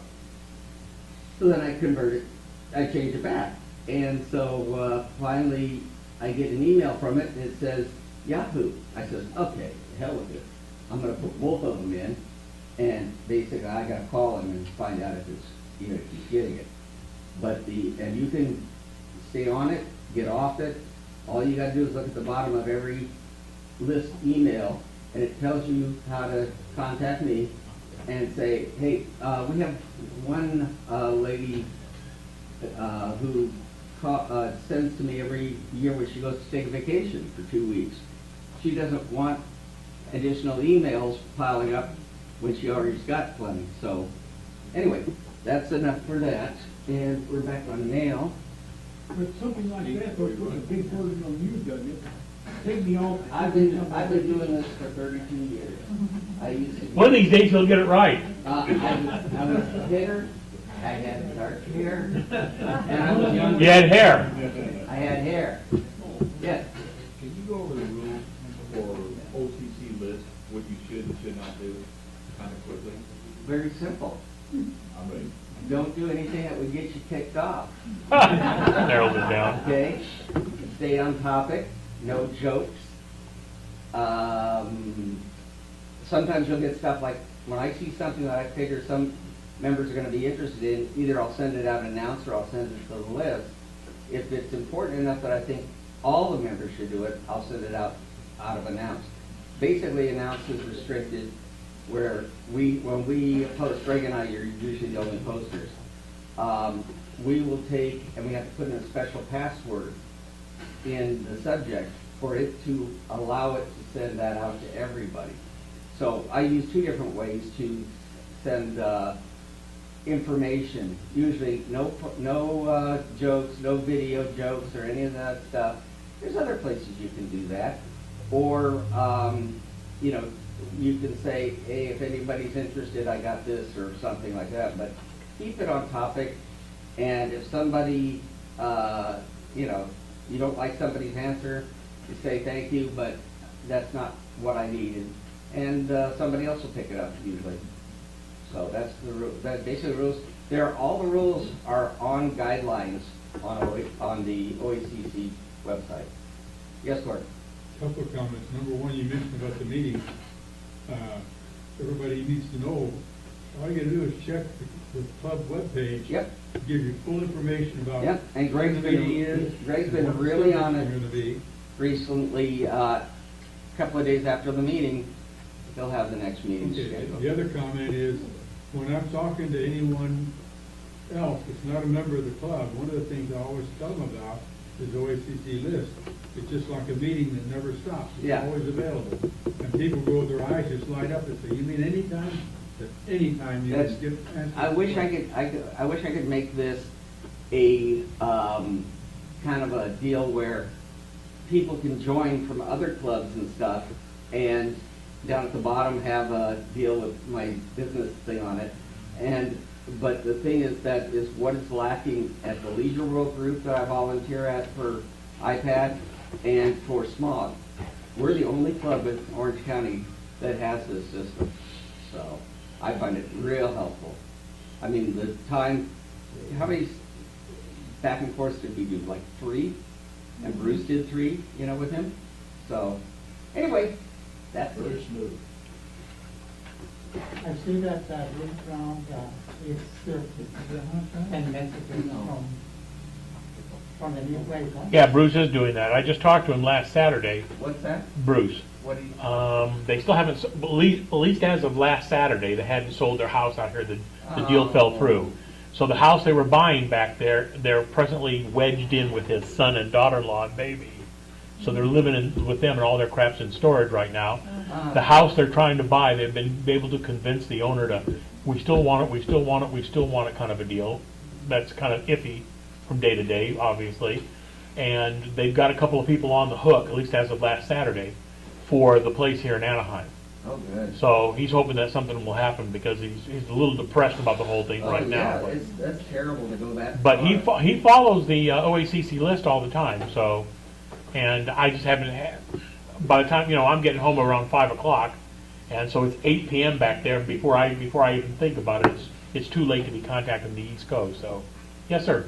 Greg, I sometimes have trouble when deleting the trash, they're emptying the trash can from mail. Okay, I think I go there and I want to delete one particular message, and I think I'm doing that, and then not. I'm yeah, deleting the whole damn thing. you're right, you're Do you really, still want to delete just one? there isn't a really clean way of doing that other than maybe moving it, let's say as an example, I'm gonna make a dummy mailbox, that's your only way that I know of doing it. So if it's actually in the trash, here, let's go look at iCloud. If I want to just delete that one, I can click delete, and it well, there's one way of doing it. You can do a right mouse click on it, and you can manually select it and come on down to delete. And that's effectively emptying the trash. The number should be going down. I didn't even bother to look, did it? 128, let's try it again. Yeah, okay. So it picked up the chain ones that were attached to it too. So there's one way of doing it, is to do a right mouse click or a control delete will probably get you the same thing to delete. In fact, we can try that. Control. How's the temperature for? Yep, that'll work. It's a little warm to me. Little warm? So if you I just can, wanted to make sure it wasn't hot. so whatever you've got selected, let's say I want to take 1 and 3 and 5 That's automatic. and whatever that happen to be in the trash. Automatic. It is, as it reaches the temperature, it shuts down. I think I can hold the control key down, hit delete, I can. So you can do that. You can selectively choose the ones that are in the trash can and permanently get rid of them. Okay, these are the ones on the Mac. not Yeah, on- yeah. I'm looking at on the Mac as well, that's right. Greg? Yeah. I think what you can do also is select that item, go up to mailbox, and it says erase or deleted items, and you can choose your account. I think that just deletes that one. That is true if you do it that way, but he's saying I've got, let's say, 100 items that are in the trash can, and I really only want to get rid of 3 or 4 of them at the moment. Now, to my way of thinking, if I was running into that a lot, I'd make a folder up and maybe name it something brilliant like almost trash. And if I've got anything being directed to trash, any kind of rules that I've set up, which I'll talk about in a moment, I would redirect them over there. And then I would know that I could go into that folder, select them all, either manually drag them or just hit delete because it'll move them into trash by default, and then empty the trash can. Does that make sense what I'm saying? If what you're talking about happens on a regular basis, or you only want to get rid of a couple of items in trash, but you want to keep the rest of them just in case, then I would create a dummy folder. I mean, people do that on the Mac all the time. Rather than using the actual trash can, they make up a folder that they call something like, not quite sure if I need, when I need the space, empty this. And they'll drag everything into that particular folder. And then at a later time when they know, hey, it's safe, I haven't looked at this for 2 months, I know I can get rid of it, it's probably on a backup somewhere, I can go ahead and move that into the trash and then empty the trash if I really want to get rid of it. When you got lots of space, you don't think so much. When you're running short of space, you think about that a lot. So if I was gonna, if you only wanted to take 1 or 2 items out of it, then you could do exactly what I was doing, which is hold down the command key and manually go through here and select whatever, and then either hit command delete, probably just delete will work. It does. I don't know what I was doing, but I did things like that a couple of times and emptied the whole thing. Yeah, if you just arbitrarily say empty trash, it will empty the trash. That's why I'm saying for what you're I do that so seldom. You can see I had to think about it. because I don't put anything in there unless it's either pure D garbage, and to me, if it's important, if I've inadvertently trashed something somebody sent me, so be it. If it's important, they'll send it, it's like not answering the phone. If it's important, they'll call back. So if I get it a second or a third time, might be an issue to it. So in your particular case, I would make a new folder up, and I would start putting stuff inside that folder, almost trash, or whatever you want to call it, just to make it real obvious. I do that for my customers. Almost trash? Almost trash.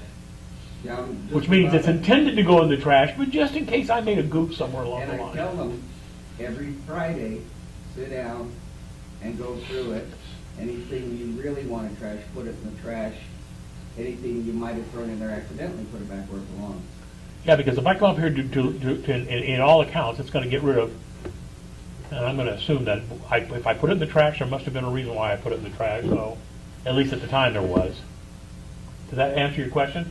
Yes, sir, thank you. If you had empty something in the mail, and you said, oh my God, I didn't want to do that, could you go to the time machine? Yes, and get it back? Yep. Get it back? So what you want to do is, while you've got the mail program open, Do you have time machine? oh, no, I don't have a drive here, that's right. You would, so while you've got the mail program open, or you could go into your home directory, that might be the simplest way, would be to, let's go home. And if you're working on Mavericks or Mountain Lion, you don't see the library folder, but I've added it to the sidebar, so I have it all the time.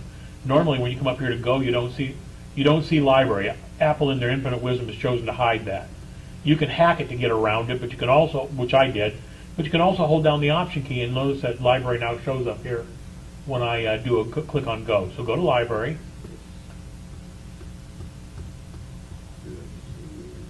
And I think it's under mail directly, I think. Never sure whether they, here we go. And, nope, not here. Mail downloads, nope. It's either here or it's under application support, one or the other. But there'll be one called trash or whatever, somewhere along the line here. If in doubt, you could always do a spotlight search and look for it.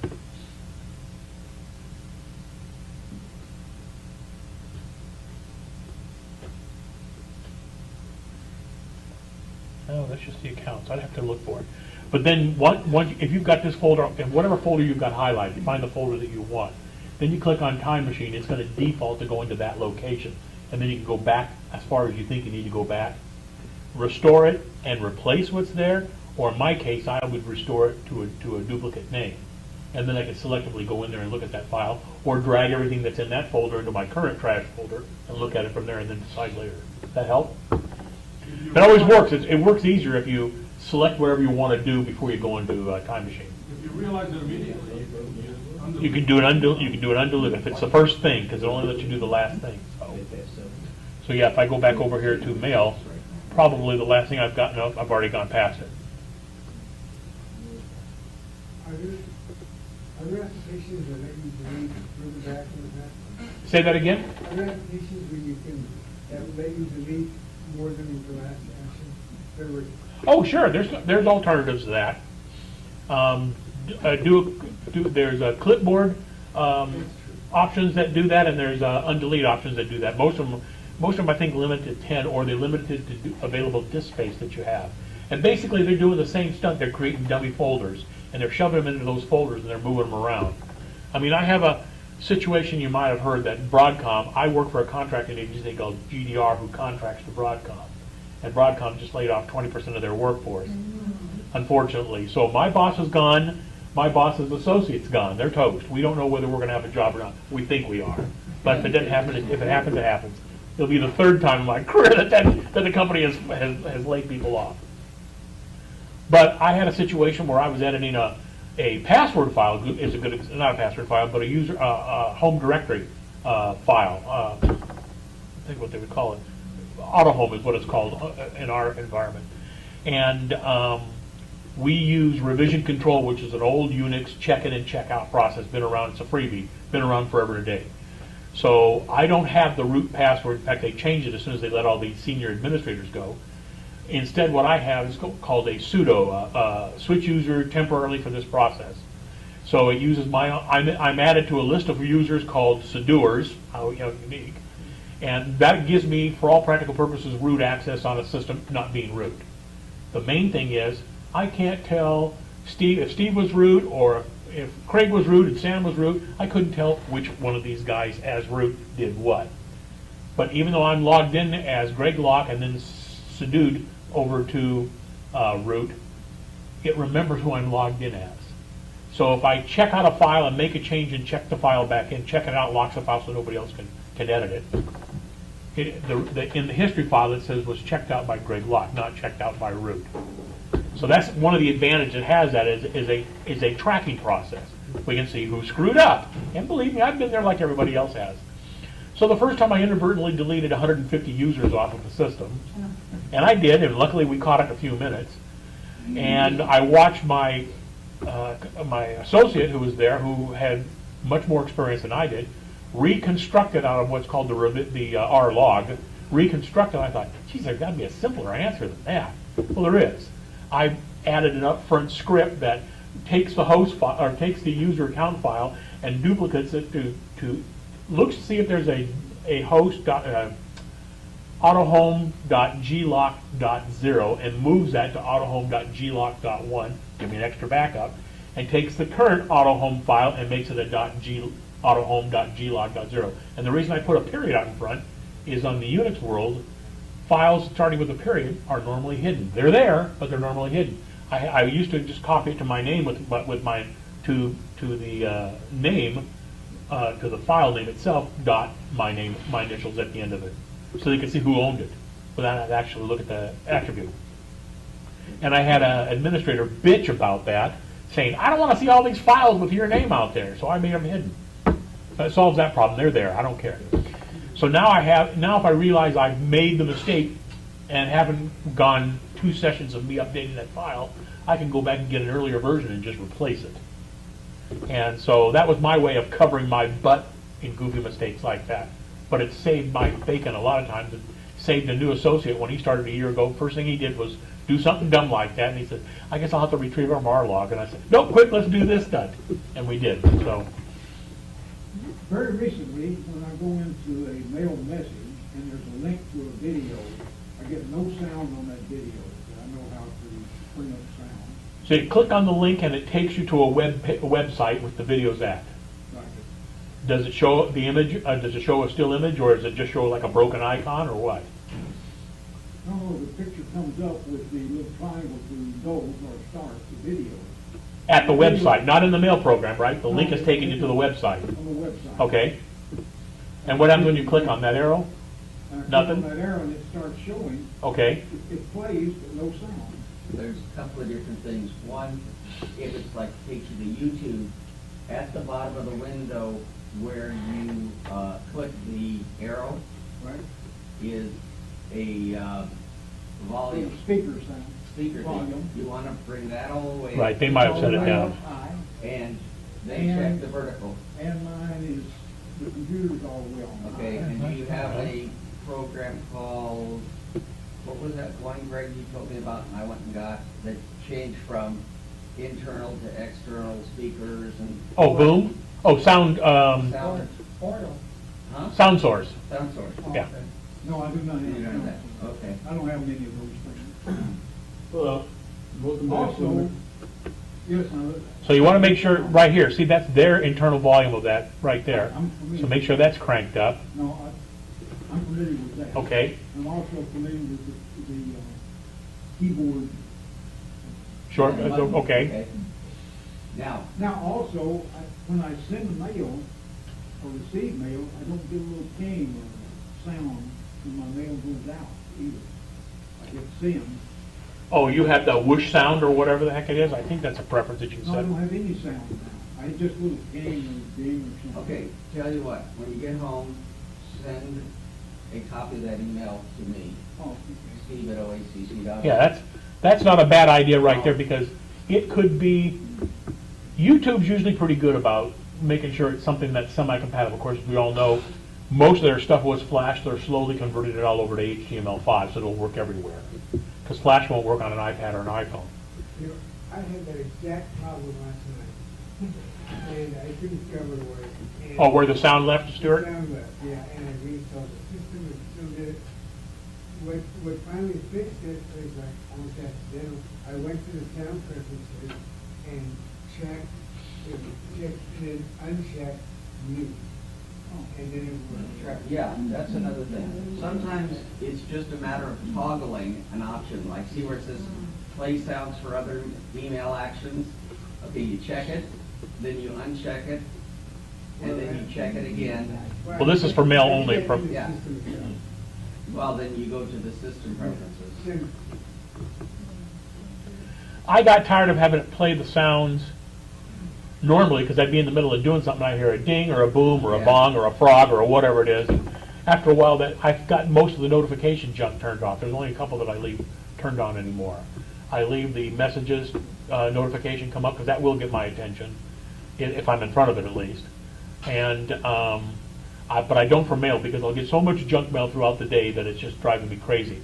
And I've got it turned off on both the phone and also on the Mac, because I'd rather just get in the habit of checking myself once a day, or send myself a reminder to check it when I get home. I usually do that. And of course, you'll usually, if you're in front of the computer, if you've got email or text or, come on, my mouse just is acting up this morning. You'll see a badge. You see the little red icon right there on it? It's showing that there's that I've got something there right now. So if Steve sent me an email, if Steve sent me a message chat, there'd be a little red dot added to the message or to the old iChat icon, so I can see it right away. So to me, that's enough of a notification usually. I forget what I was talking about. It must have been important. Yes. Is there any way to create a new mailbox in the iPad? Sure. In what? The iPad? I don't know. I don't have an iPad, so I've never tried it. Well, the iPhone. You can on an iPhone. Yeah. It's exactly the same on the iPad. Yeah. Yeah. Let me. I don't know if I've ever done that or not. I think I have. Oh, Greg, I'm gonna buy, CRTG, I'm gonna buy them an Apple TV so that you can link. Well, we won't need to after September.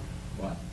Well, when iOS 8 comes out and when Yosemite comes out, you can cable the device, let me get my English right, to the Mac, Oh, and it'll work.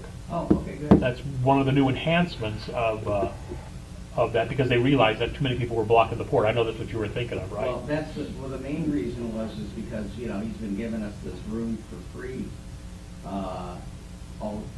We've been here now over a year, and so I'm trying to find something to get him besides dinner for him and his wife. Supposed to be a Christmas present. I'll have to play with this a little bit. I'm sure there's a way of doing it. Yeah, I haven't been able to figure it out. How to create a new mailbox in the iPad, so. What? Create a new mailbox on the iPad or the iPhone. Oh. There has to be a way of Right in the doing middle it. of the text, yeah. Did you try doing a Google search to see if there was anything? No, I didn't go into that, no. How many people have iPads and iPhones in the room? Okay, one of the first things you want to do is make sure that you have iBooks. I teach this to my people over at Leisure World. So if you don't have iBooks, get it. It's free in the App Store. Then after that, you go to the bookstore and you look for a thing called iPad. Oh, there you go. It says there is a way to do it. iPad User Guide, or User Guide for iPad, or iOS 7, all these different things. And they're free from Apple. And so you'll have a really good time. So if you want Sure as hell. to find out, You go to mailboxes and you click on edit. There's an option down there at the bottom that says add mailbox. yeah. Yeah, but then I tried that, but it didn't work. No, mailbox Greg, or mail account. No, mail account you would do in system settings. Right. Mailbox, if you wanted just another mailbox for junk 2 or almost trash or whatever it is, that's actually done in the mail program itself. Yeah. But anyway, so that's a free book that you can get, anything that's free you can download and have as a reference. I saw one book that was some kind of a user's guide for the iPad, and they wanted $14.99 for it. And I'm like, come on. You Get money out. Yeah, see, Greg, the ones that are in there, those are already preset. Suppose that you want to create one that you want it, that you create yourself, like, personal mail. A mailbox. Yes, those are preset mailboxes. Steve, are you knowledgeable about iBooks?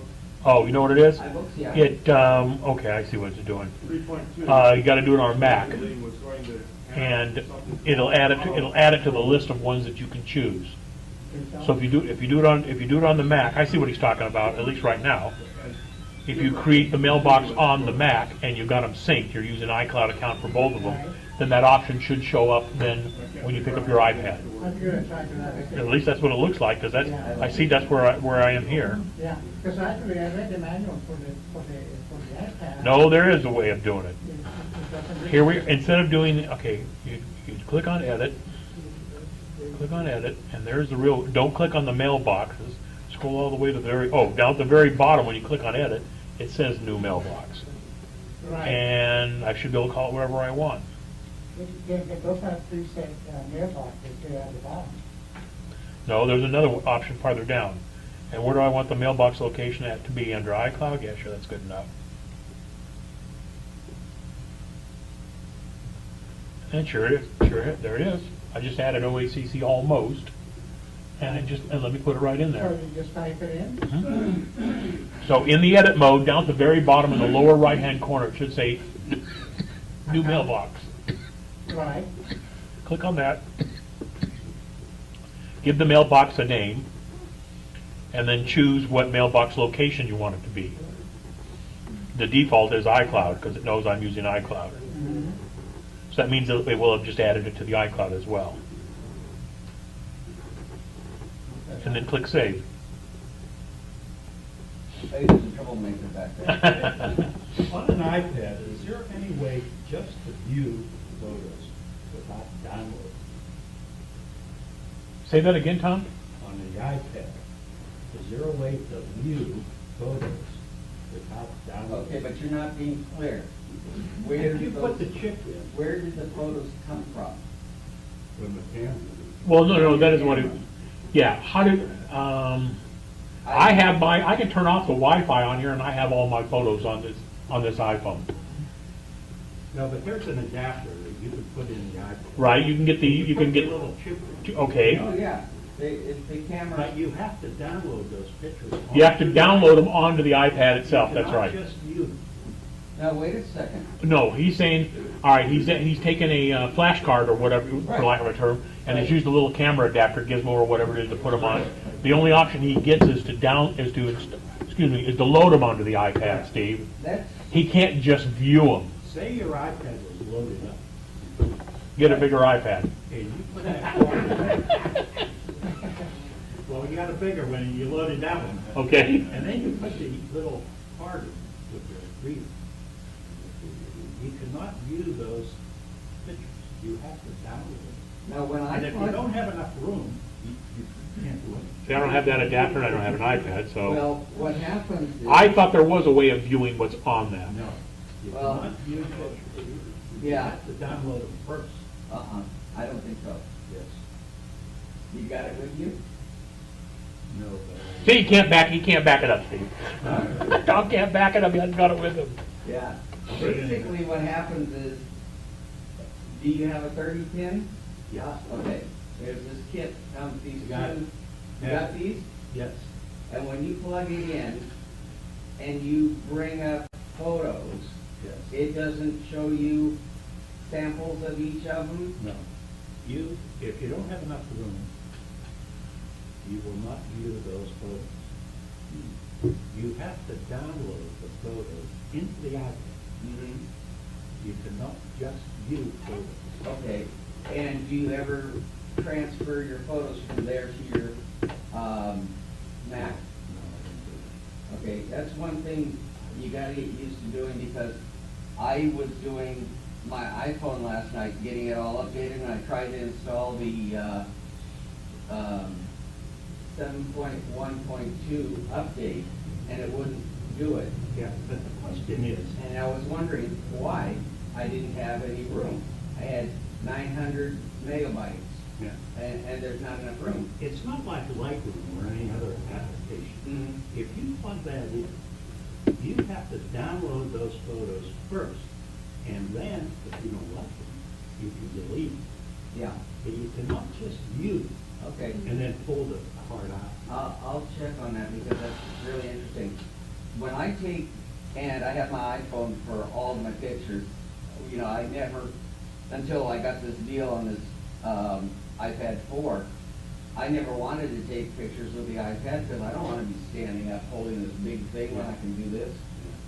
So what happens is when I take and plug this in with its sync and charge cable, it will show up in iPhoto all the photos I took. And then I can selectively pick them, or I can say import all. Can't do that with an iPhone.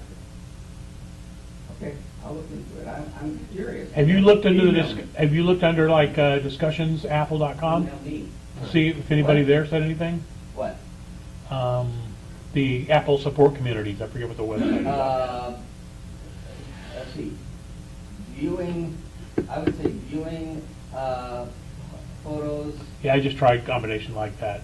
Everybody's telling you how to transfer them, not to view them. Okay, try viewing flash drive on photos on iPad. Without a jailbreak, I just saw that. So everybody's talking about transferring or connecting. Whoa. Would a flash drive be different than a memory card? No, yeah, it's the same thing. Yeah, because there's two things in the kit. One is a USB and one's for a smart card. Lightning. Oh, sorry, all right, sorry. Yeah. And these won't go with my newer iPad because it uses the 8th gen. Everybody's talking about transferring photos, not just looking at them.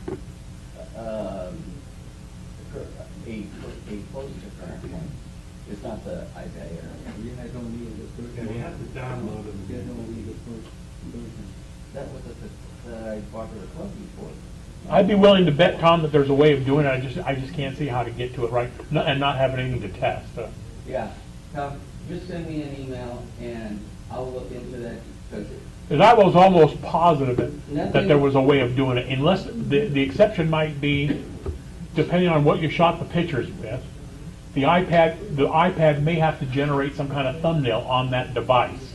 I tried them all. I tried all JPEG.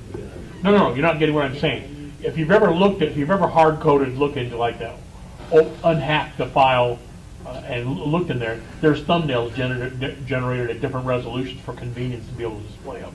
Okay?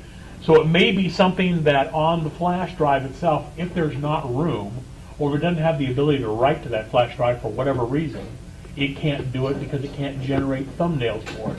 In other words, it might not be bright enough to generate the thumbnails locally for a disconnected device. Does that make sense what I'm trying to say? Because I noticed that they're talking about like there's some that can read and write and some that can read only. So of drives that are plugged into the iPad. So maybe that has some bearing on it or whatever it is. Or if the drive itself if the smart drive itself is full and it wants to build those files there and it can't do it. Even if it's not full. Yeah, I couldn't tell you. I'm not having one to know. Yeah. I'm sure in the past you mentioned it, but how do I clean my hard drive?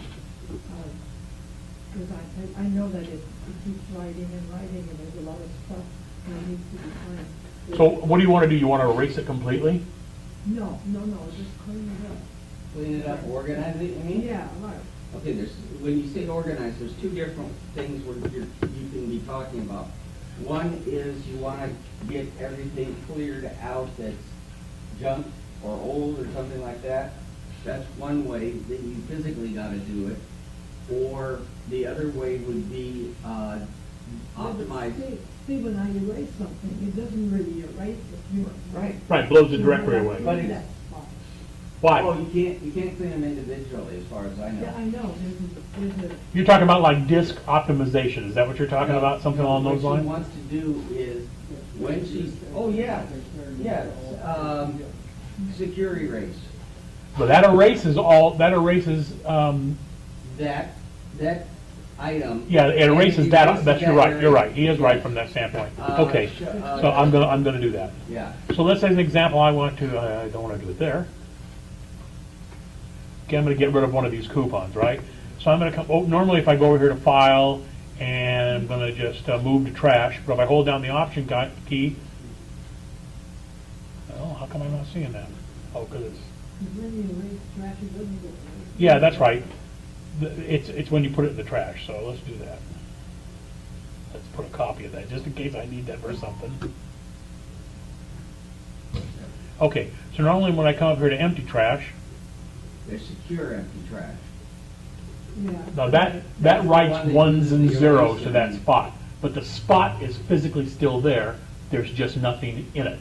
I know, but it won't write over it. Sure it will. It will write over it as it needs to. Is that what you're, okay, so what you're talking about is, what's the word I'm trying to think of, is disk optimization. Yeah. That was real critical before Apple went to a Unix operating system. Oh, And it was real critical on, it's critical on MS-DOS FAT, that file allocation table type systems, or NTFS, or NTFS new, or FAT extended, or whatever it is. Disk optimization is more critical, where you take rather than have it hold, you should be able to see a graphical representation. There's programs out there that'll tell you to be able to do that. You would see holes as you were looking at the data. The holes were stuff that was erased. Because by default, the way all systems work is when you write something to it, it writes in the first available space that it possibly can, okay? And it might have to break it up in 3 or 4 pieces depending on how big a chunk of space that is, right? Now you erase that item, nothing gets written to that space until it needs to get written to that space. Because it's more efficient for the system to write in what's called a contiguous space, Right. okay? So if I've got 8 platters, if you want to envision 8 different levels, and the file I just got rid of was on level 2 and level 3. But I've got level 6 and 7 are totally clean, nothing's been written there. I put a file that's small enough to go in level 2 or level 3, it won't go there, it'll go to level 6 or level 7 in the first or oldest available contiguous place it can write a file to. The only time it'll go back and use that space is when space starts becoming critical for it. Now in the older operating systems for both PCs and Macs, that became what was known as disk optimization, and it slowed the process down. We don't have that issue anymore too much because the processors are so much more efficient nowadays, and the way they write the data is much more efficient. And let me ask The you, holes are still there, but the Unix operating system, which is what the Mac's been based on ever since they went to OS 10, so we're looking at 10 years roughly, lives with that idea, lives with the idea of multi-users, and multi-users would be writing crap all over the place all day long. That's what the file allocation manager tends to do in an operating system.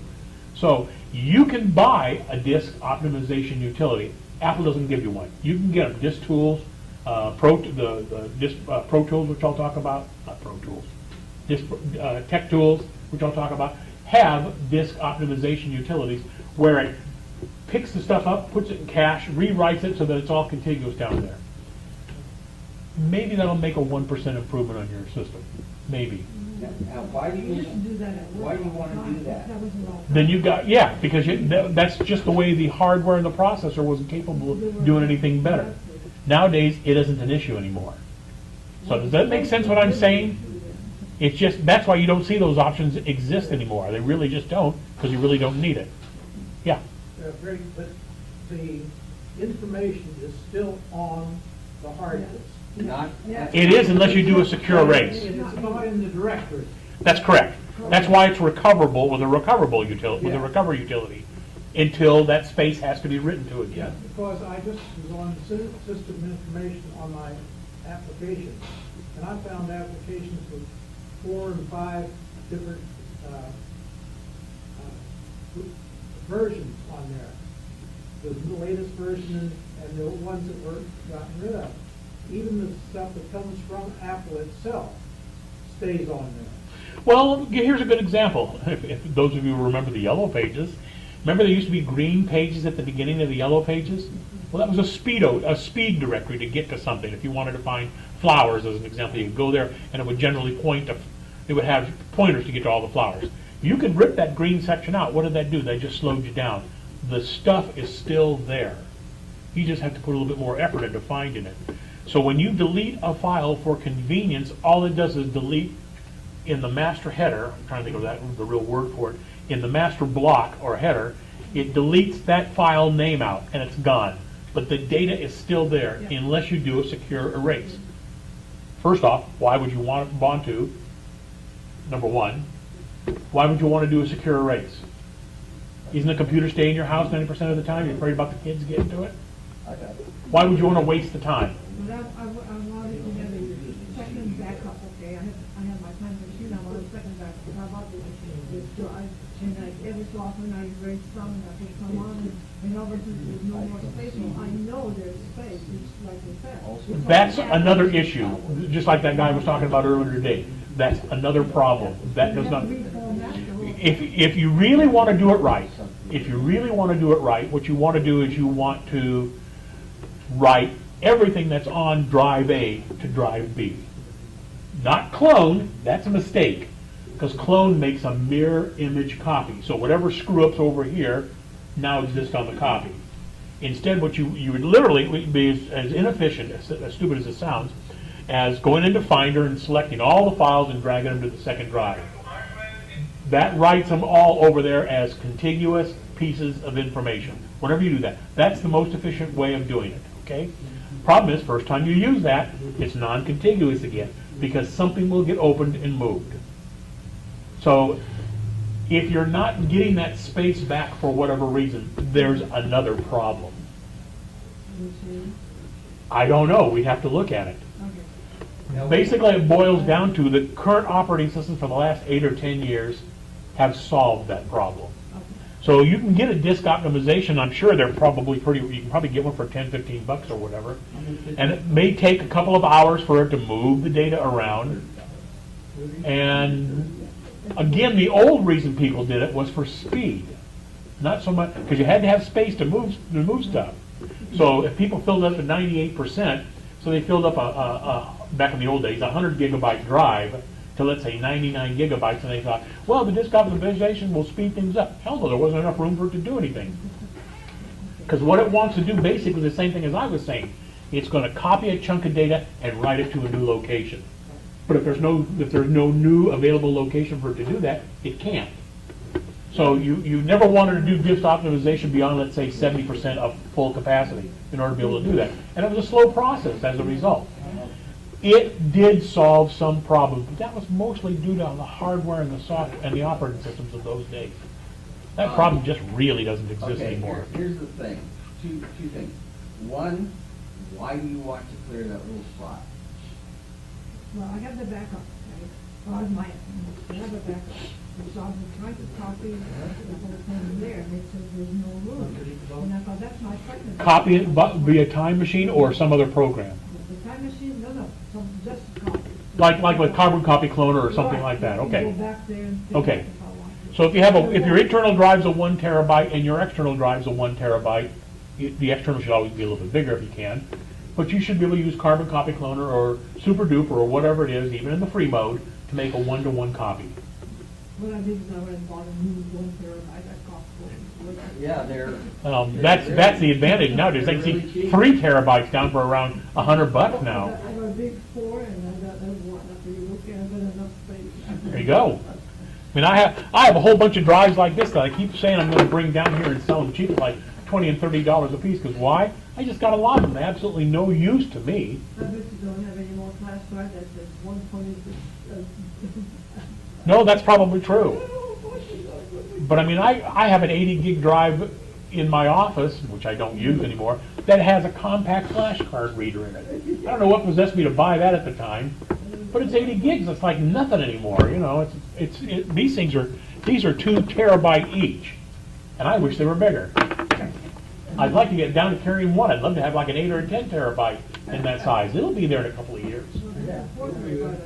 Yeah. It's coming. It's just a question of time. What I used to do, Greg, was when I wanted to optimize my drive, I didn't do the program thing. Right. What I basically did, Write everything to another drive. I write everything to another And do a drive. fresh install if you I can. do a reinstall, format, 0 all data. Oh. And Actually, that's not critical. well, if you want it totally white. Yeah, but I mean, if And you're gonna then- give it to somebody and you're worried about sensitivity, yes. Yes. But if you're just gonna rewrite That's data why I over wanted to know itself, why she not a wanted problem. it, because, to do that, because if she wanted to do it because of the fact that she's worried about, Somebody else hacking something? Hacking Okay, that's a something. different story. you know, that's one problem I have with the seniors over at Laguna Woods, is they're so worried about it and stuff like that. And it's like, you just do things, you know, learn how to do it correctly, and then you give it away to your grandkids or something like that. They usually like to give their grandkids their old computers and stuff. But the thing is when I do it like that, back up the whole thing with carbon copy cloner to the external drive, wipe the original one clean, and like I said, using zero all data will just zero out. I mean, if you wanted military, there's even ways to do that, 32 times. It would take all year. But the thing is when I write that stuff back to the hard drive, even if I'm using Super Duper or Carbon Copy Cloner, what happens is it's going to go back on the drive in contiguous blocks. Okay? So basically, the data will, I will in the process optimize the hard drive. It's just, I don't like the deal of switching data here and back and forth within the drive. Puts a lot of stress on the drive. And so I usually do that to do the optimization. And the reason for optimization is basically think of a record, vinyl record, but instead of having it as a spiral going into the center, just think of it as each track is a numbered track.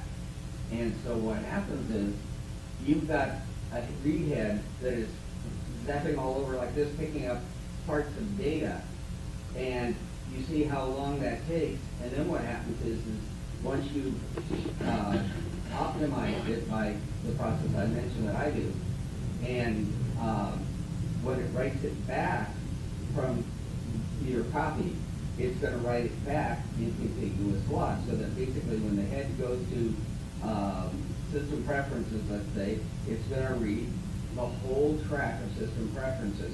It's not going to have to jump around. The more you use the drive, the more fractured it becomes. But a lot of that was limitations of the speeds of the drives themselves. I know, I'm just saying. Was RPM speed of the drive. I mean, we got some drives at work that are like, the expensive crappy ones are 10,000 cycles, or 10,000 RPM. Yeah. You know, these here are probably 56 or 48, one or the other, yeah. Most laptop drives are 4800 or 54. Yeah. The thing is back in the days when we first started with hard drives, Apple's way of doing things is you had to keep a file a certain way, because if you did it a different way, it would take forever to load direct. It was good, but thinking back think where we are now, and then going back there, it would take a long time to, it was the directory. When it was writing the directory, it would take so long to do that, unless you partition the drive into a bunch of partitions. Each partition would then go faster. Right. But, that's Because not the head case. moved to that spot and only had to stay in that Yeah. area. So that's not the case anymore. So don't worry about that. Everybody should have in their toolbox. You should have one or both, one of these or the other. The free versions will do you in most cases. One is Super Duper, that happens to be Steve's favorite. The other one is Carbon Copy Cloner. You'll hear these two talked about by everybody. If you get the free versions, they'll allow you to make a bootable copy of your drive onto another drive. Right. So if you've got a 500 gig drive inside your laptop or inside your machine at home, and you've got a spare 500 gig drive laying around, and your operating system is current enough, I'm talking 3 or 4 revs back, that it will let it boot to an external plugged-in drive, you should make a copy of that. Every so often when you're not doing anything, run Super Duper or Carbon Copy Cloner and clone that over to that drive. And the reason being, worst case scenario, you can always boot to that drive if your internal drive takes a dump. Now, is it good from a data backup standpoint? No, because it was only current at the time you did it. But it is good enough from, if the operating system's corrupt and I gotta get that letter out to Aunt Mary right away, I can at least boot to that drive, my application's still on there, probably get what I need to get done, and then worry about fixing the problem later. Yeah, Tom? With a super duper, if you want to make an exact clone of everything, the operating system, all your data, do you need a drive that's completely empty? Yes. Or at least a partition. Yeah, They otherwise, both are that way. As part of the process, it will erase the new drive first. So it either needs to be a partitioned drive and you're gonna write to one of those partitions, Yeah. or it needs to be a drive that you can toast everything, because the first thing it's gonna wanna do is, it's making a clone, so it wants that clone to be an exact mirror. Even if it's bigger, even if the drive's bigger than what it needs to clone, that's the only way you can do it, is to write everything in the exact same sector location, and it's a mirror copy. Well, could you make a partition in that one? Sure, as long as it's large enough, sure. So if you've got a 1 terabyte drive and you've got and you got a 500 gig internal drive, and that terabyte drive will allow you to partition it into two 500 gigs, for all practical purposes, it's drive 1 and drive 2 of that external drive. You could then use Super Duper or Carbon Copy Cloner and clone to one of those two partitions. What's the advantage of having a drive like 2 terabytes? Would it be better to have 2 separate drives with 1 terabyte each? You know, that's- If one went kaput, then you'd have the other. Well, that has that advantage. That is one of the disadvantages of the most common form of redundant array of independent disks, RAID. Yes. One of the forms of RAID is to take like these 3 2 terabyte drives, and let's say they're 5400 RPM. I'm gonna make it 2, because I think, well, 3 is okay. And I clone this with, I think it's called RAID 1. If I clone these into RAID 1, then for all practical purposes, I have one 6 terabyte drive whose speed is 15,000 RPM, or 3 times, 15,000 RPM. Because whenever I write a file, I'm writing a piece of it here, a piece of it here, and a piece of it here. But you have no redundancy. That's correct. There are versions of RAID that get around that. So that's the drawback of that particular type of RAID, and it's not used very much. A lot of them are using, there's about 10 different forms of RAID out there, depending on what kind of redundancy you want. Those of you who are familiar or have heard the term Drobo, the Drobo RAID process that they use is a 1+5, I think it's a 0+5, or 1+5, whatever it is. If you put in 4 2 terabyte drives, 3 of them are used, and that 4th one is somehow, I forget, it's something they came up with. It's somehow being used like a parity checker. It's not exactly the same as parity, but somehow it allows you to, that if one of those drives fails, I can pull that drive out while it's running and shove another drive in there, and it rebuilds itself. Somehow, their magic, they came up with the process. And now there's a few other competitors out there that do the same thing. Now that's the one way. The other way is to have 3 2 terabyte drives. Again, the same thing. Thank God drives are cheap nowadays. They are cheap compared to what they used to be. Greg? So, yes. Now, I had this deal that I wanted where basically this is a 32 gig thumb drive, and when I'm going to work on somebody's computer, I want to be able to install from, there's 2 ways. One, you can boot from a certain operating system. That's one way. But this, my son set up for me so that basically I have 4 OS systems here on 4 partitions, 8 gigs apiece. And I can boot into the system installer on any one of those partitions and install that. However, it's slower than doing it with the hard drive, because these flash drives are not fast. Not speed demons.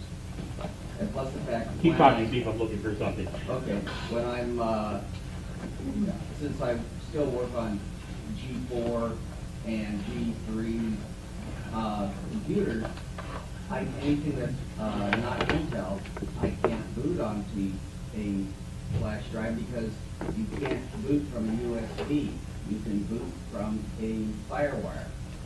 So last night I went up to my workroom, and I said, I bought one of those from Otherworld Computing, and it was a small drive, the 2.5-inch drive, case with FireWire and USB options. Sometimes they'll come with FireWire and eSAT.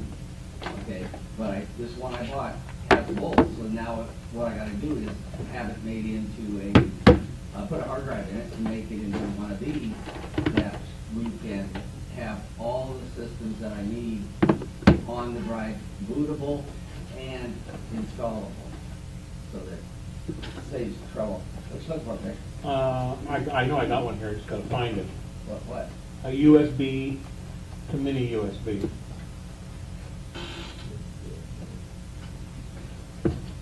I got one in here, I think.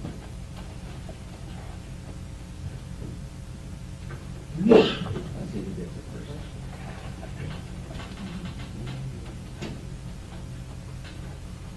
So if you use the array, you really don't need to have a carbon copy, right? Huh? I'm sorry, I didn't hear what you said. If you're using a setup like you have in there, if it's array system, you really don't have to be backing up another. You got one?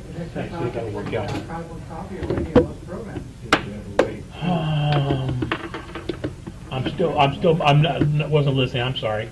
So what was, ask me the question again, like an idiot, I wasn't really listening. No, if you have one of these phase systems where you have 3 or 4 drives, Right. it's making an identical copy of the first drive. Right.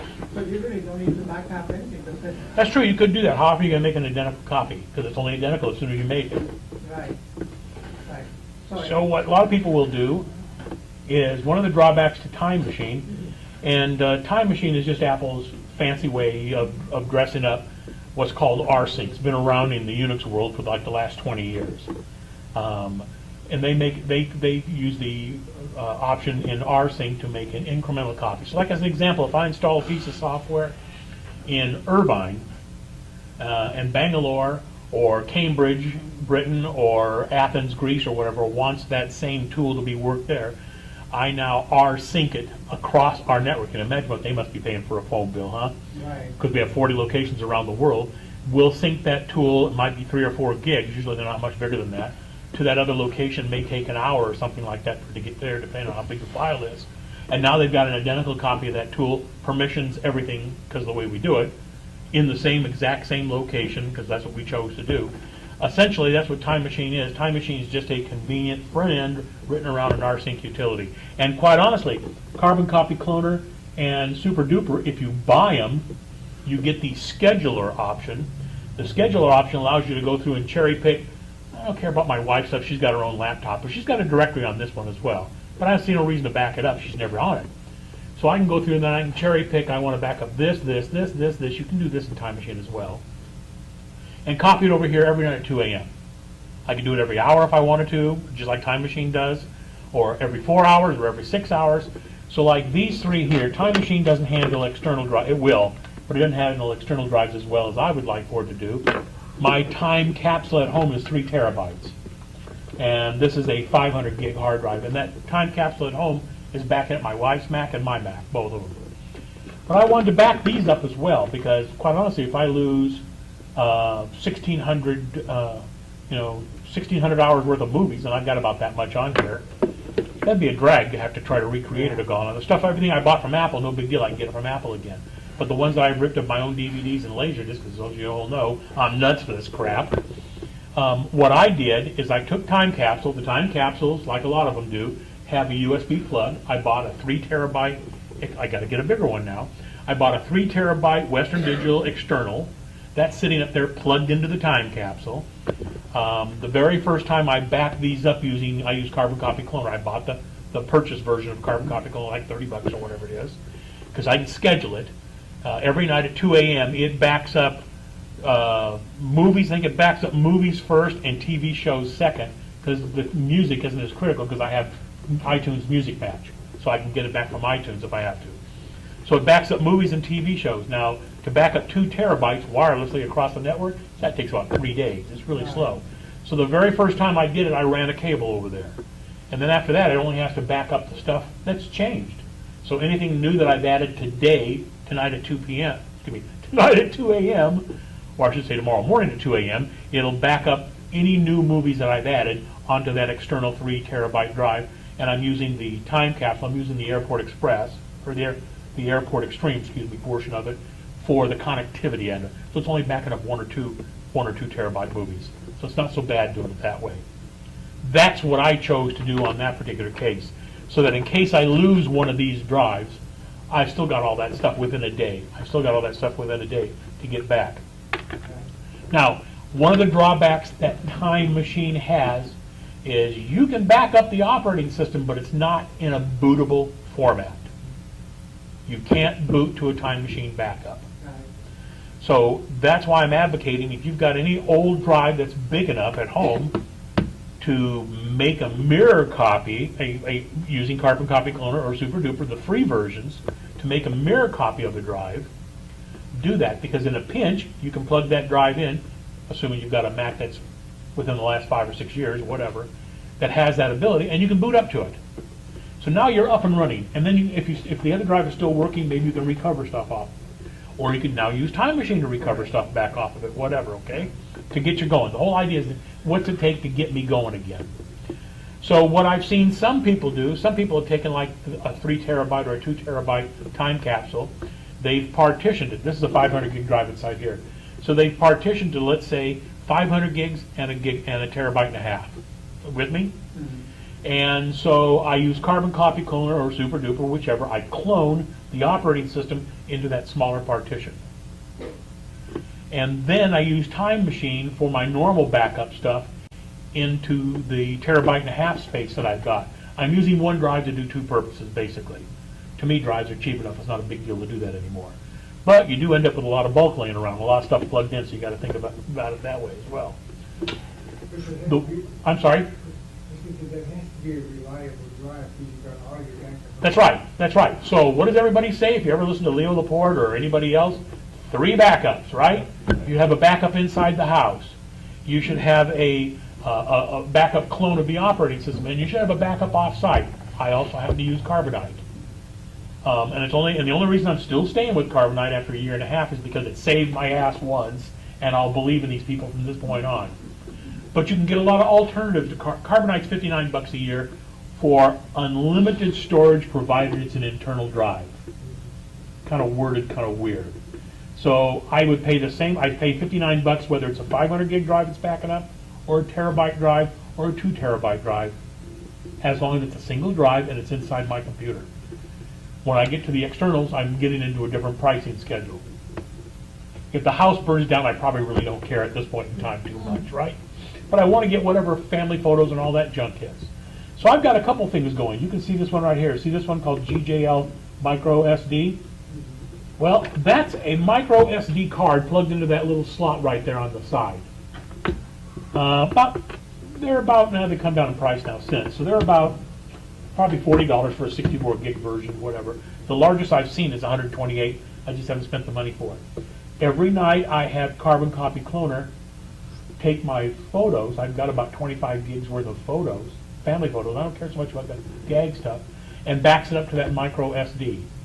Because in a real quick pinch, worst case scenario, I can pop that SD card out, and I've got a copy of my photos. PhotoStream doesn't have everything. If they call you up and tell you to evacuate? Oh, the laptop would go with me. There's no 2 ways about that. But I mean, at least I would have that at the very least. But that's also backed up in Time Machine.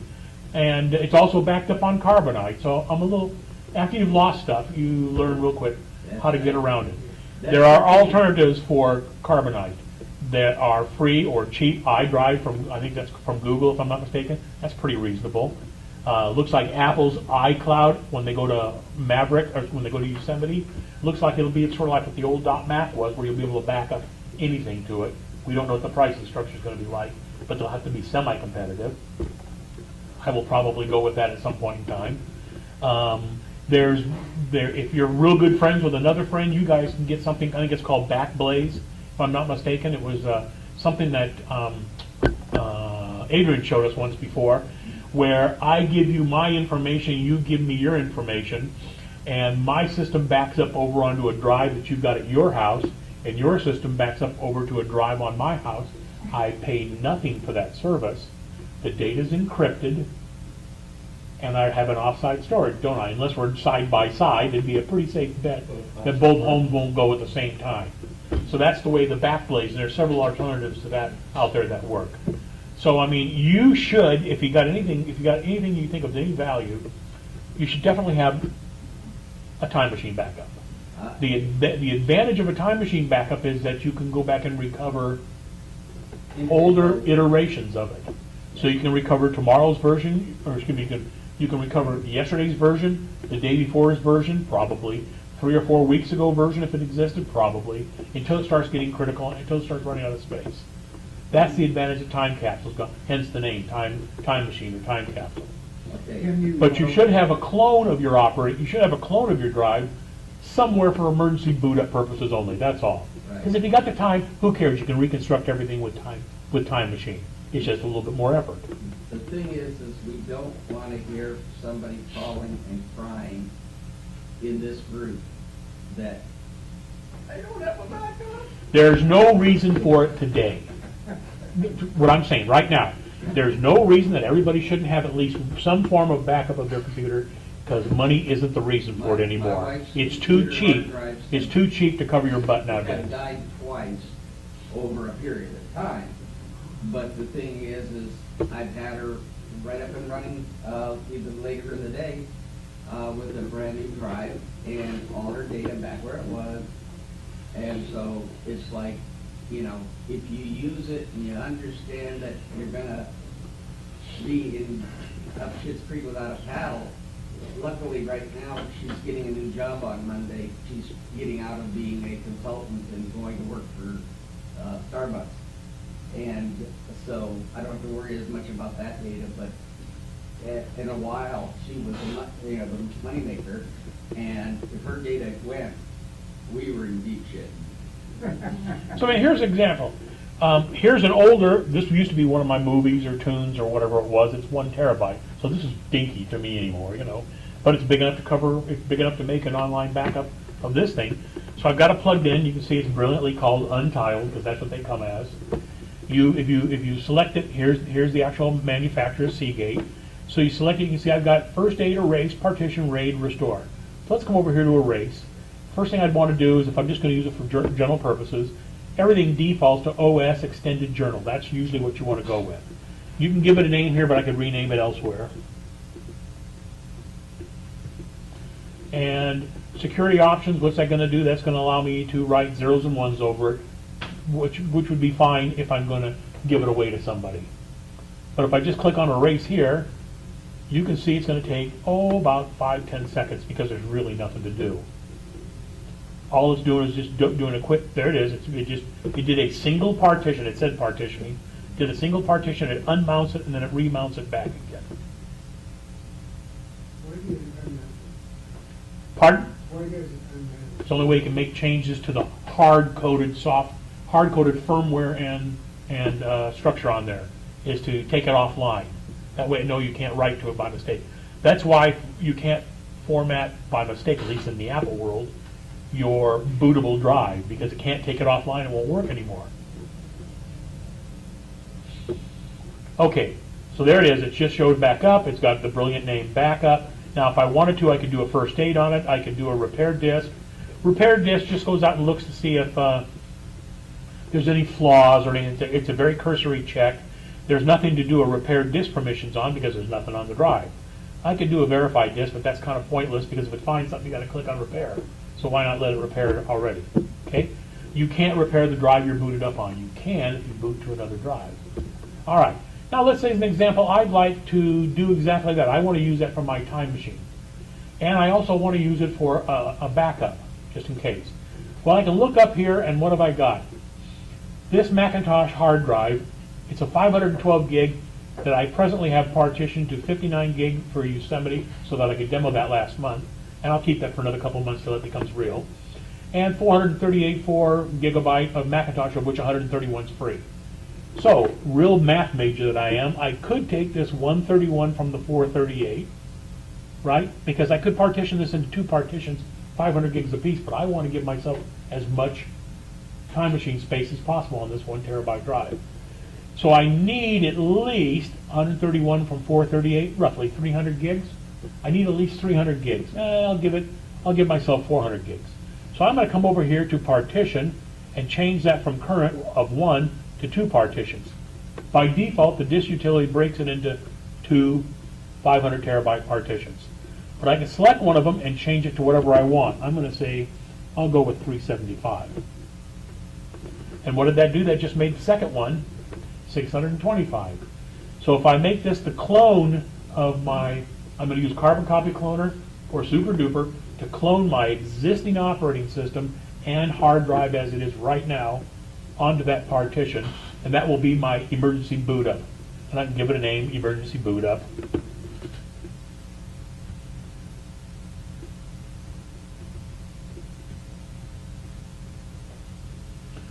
And then I'll call this my time machine backup. Oh, good. I did the short case for it. It's good. Click apply. Does it know you want to do that? Because if there's any data, it just overwrote it, although there's ways around that.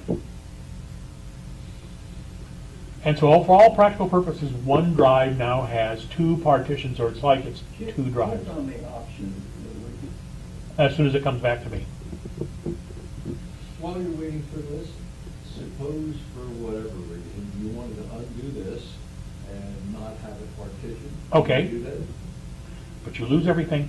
Yeah, well, I mean, Yeah. if for some You reason. the easiest way to do is to come back over here to, once it gives me the ability to select it, come back over here and just change it to 1 partition, click All right, so new. suppose you do the emergency backup drive, and let's say right now, you have Mountain Lion, you go to Maverick, and so now you want to do it again. Do you Sure. overwrite this? Or you can just erase that, you can just reformat just that partition. Okay. So you watch, as soon as this mounts itself back up here on the desktop, as soon as it completes it, we'll see 2 partitions show up right here.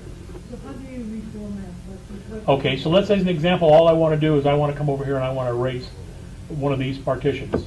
Oh, you Just- just erase one partition? Yes, you can. Oh, okay.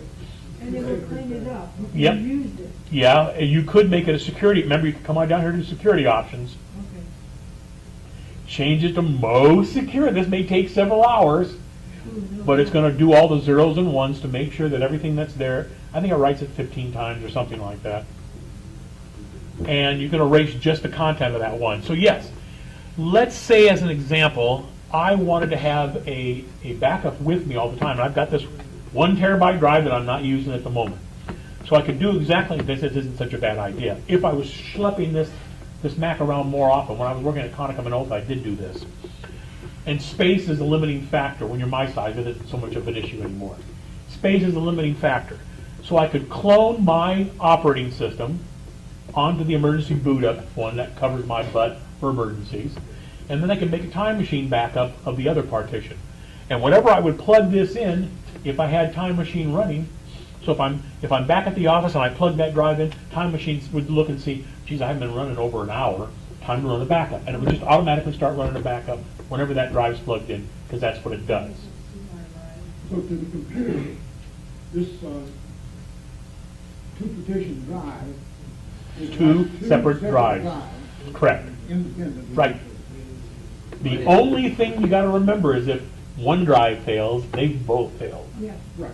So you still have that limiting factor. Physically, it's 1 drive. It is 1 drive. So consequently, I could, That's basically what happens. So if the hardware itself fails, you're gonna lose both.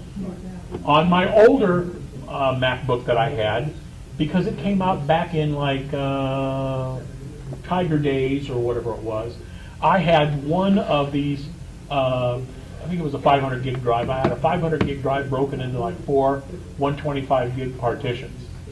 One was Tiger, or one was Mountain Lion, one was Lion, one was Leopard, one was Snow Leopard. And the logic behind that was if I went over to somebody's house and we were having problems, I could boot specifically into that environment to mimic whatever they were doing, at least Apple software-wise. And that was the because I already paid for everything, but heck, might as well have it. This laptop won't let me go any older than 1 rev because it came out when Mountain Lion came out. So that's the oldest operating system I can go back to on this laptop is Mountain Lion. So I do have a Mountain Lion drive at home. I didn't bring it with me. There seems no reason for it at the moment. But there's a convenience right there. If I was limited to traveling around, I would carry this one drive split into two pieces with an emergency boot up spot and also with a time machine backup spot. So I'd always have a backup no matter what. Again, the chance of losing everything is pretty slim unless I go down to the building with it. But there's a convenience. And you can see that when I come over here and I look at the, remember you have to grab the primary drive. Come over here, Apple's got this broken up to take it all the way down to 16 partitions. Why? I don't know, but some people may want that. Now this won't gain you any speed from a RAID standpoint at all, because it's all the same physical hardware. But you notice there is an option over here for RAID, where you can come over here and you can choose a RAID set. And there's an option to restore stuff back as well. So disk utilities got a lot of options built into it. 11:57. Yep. Can I have that? Oh yeah, sure. All right, guys. Well, we'll talk about disk utilities, disk tools, Tech Tools Pro, and a few of those things. That'll be our main topic for next month, okay?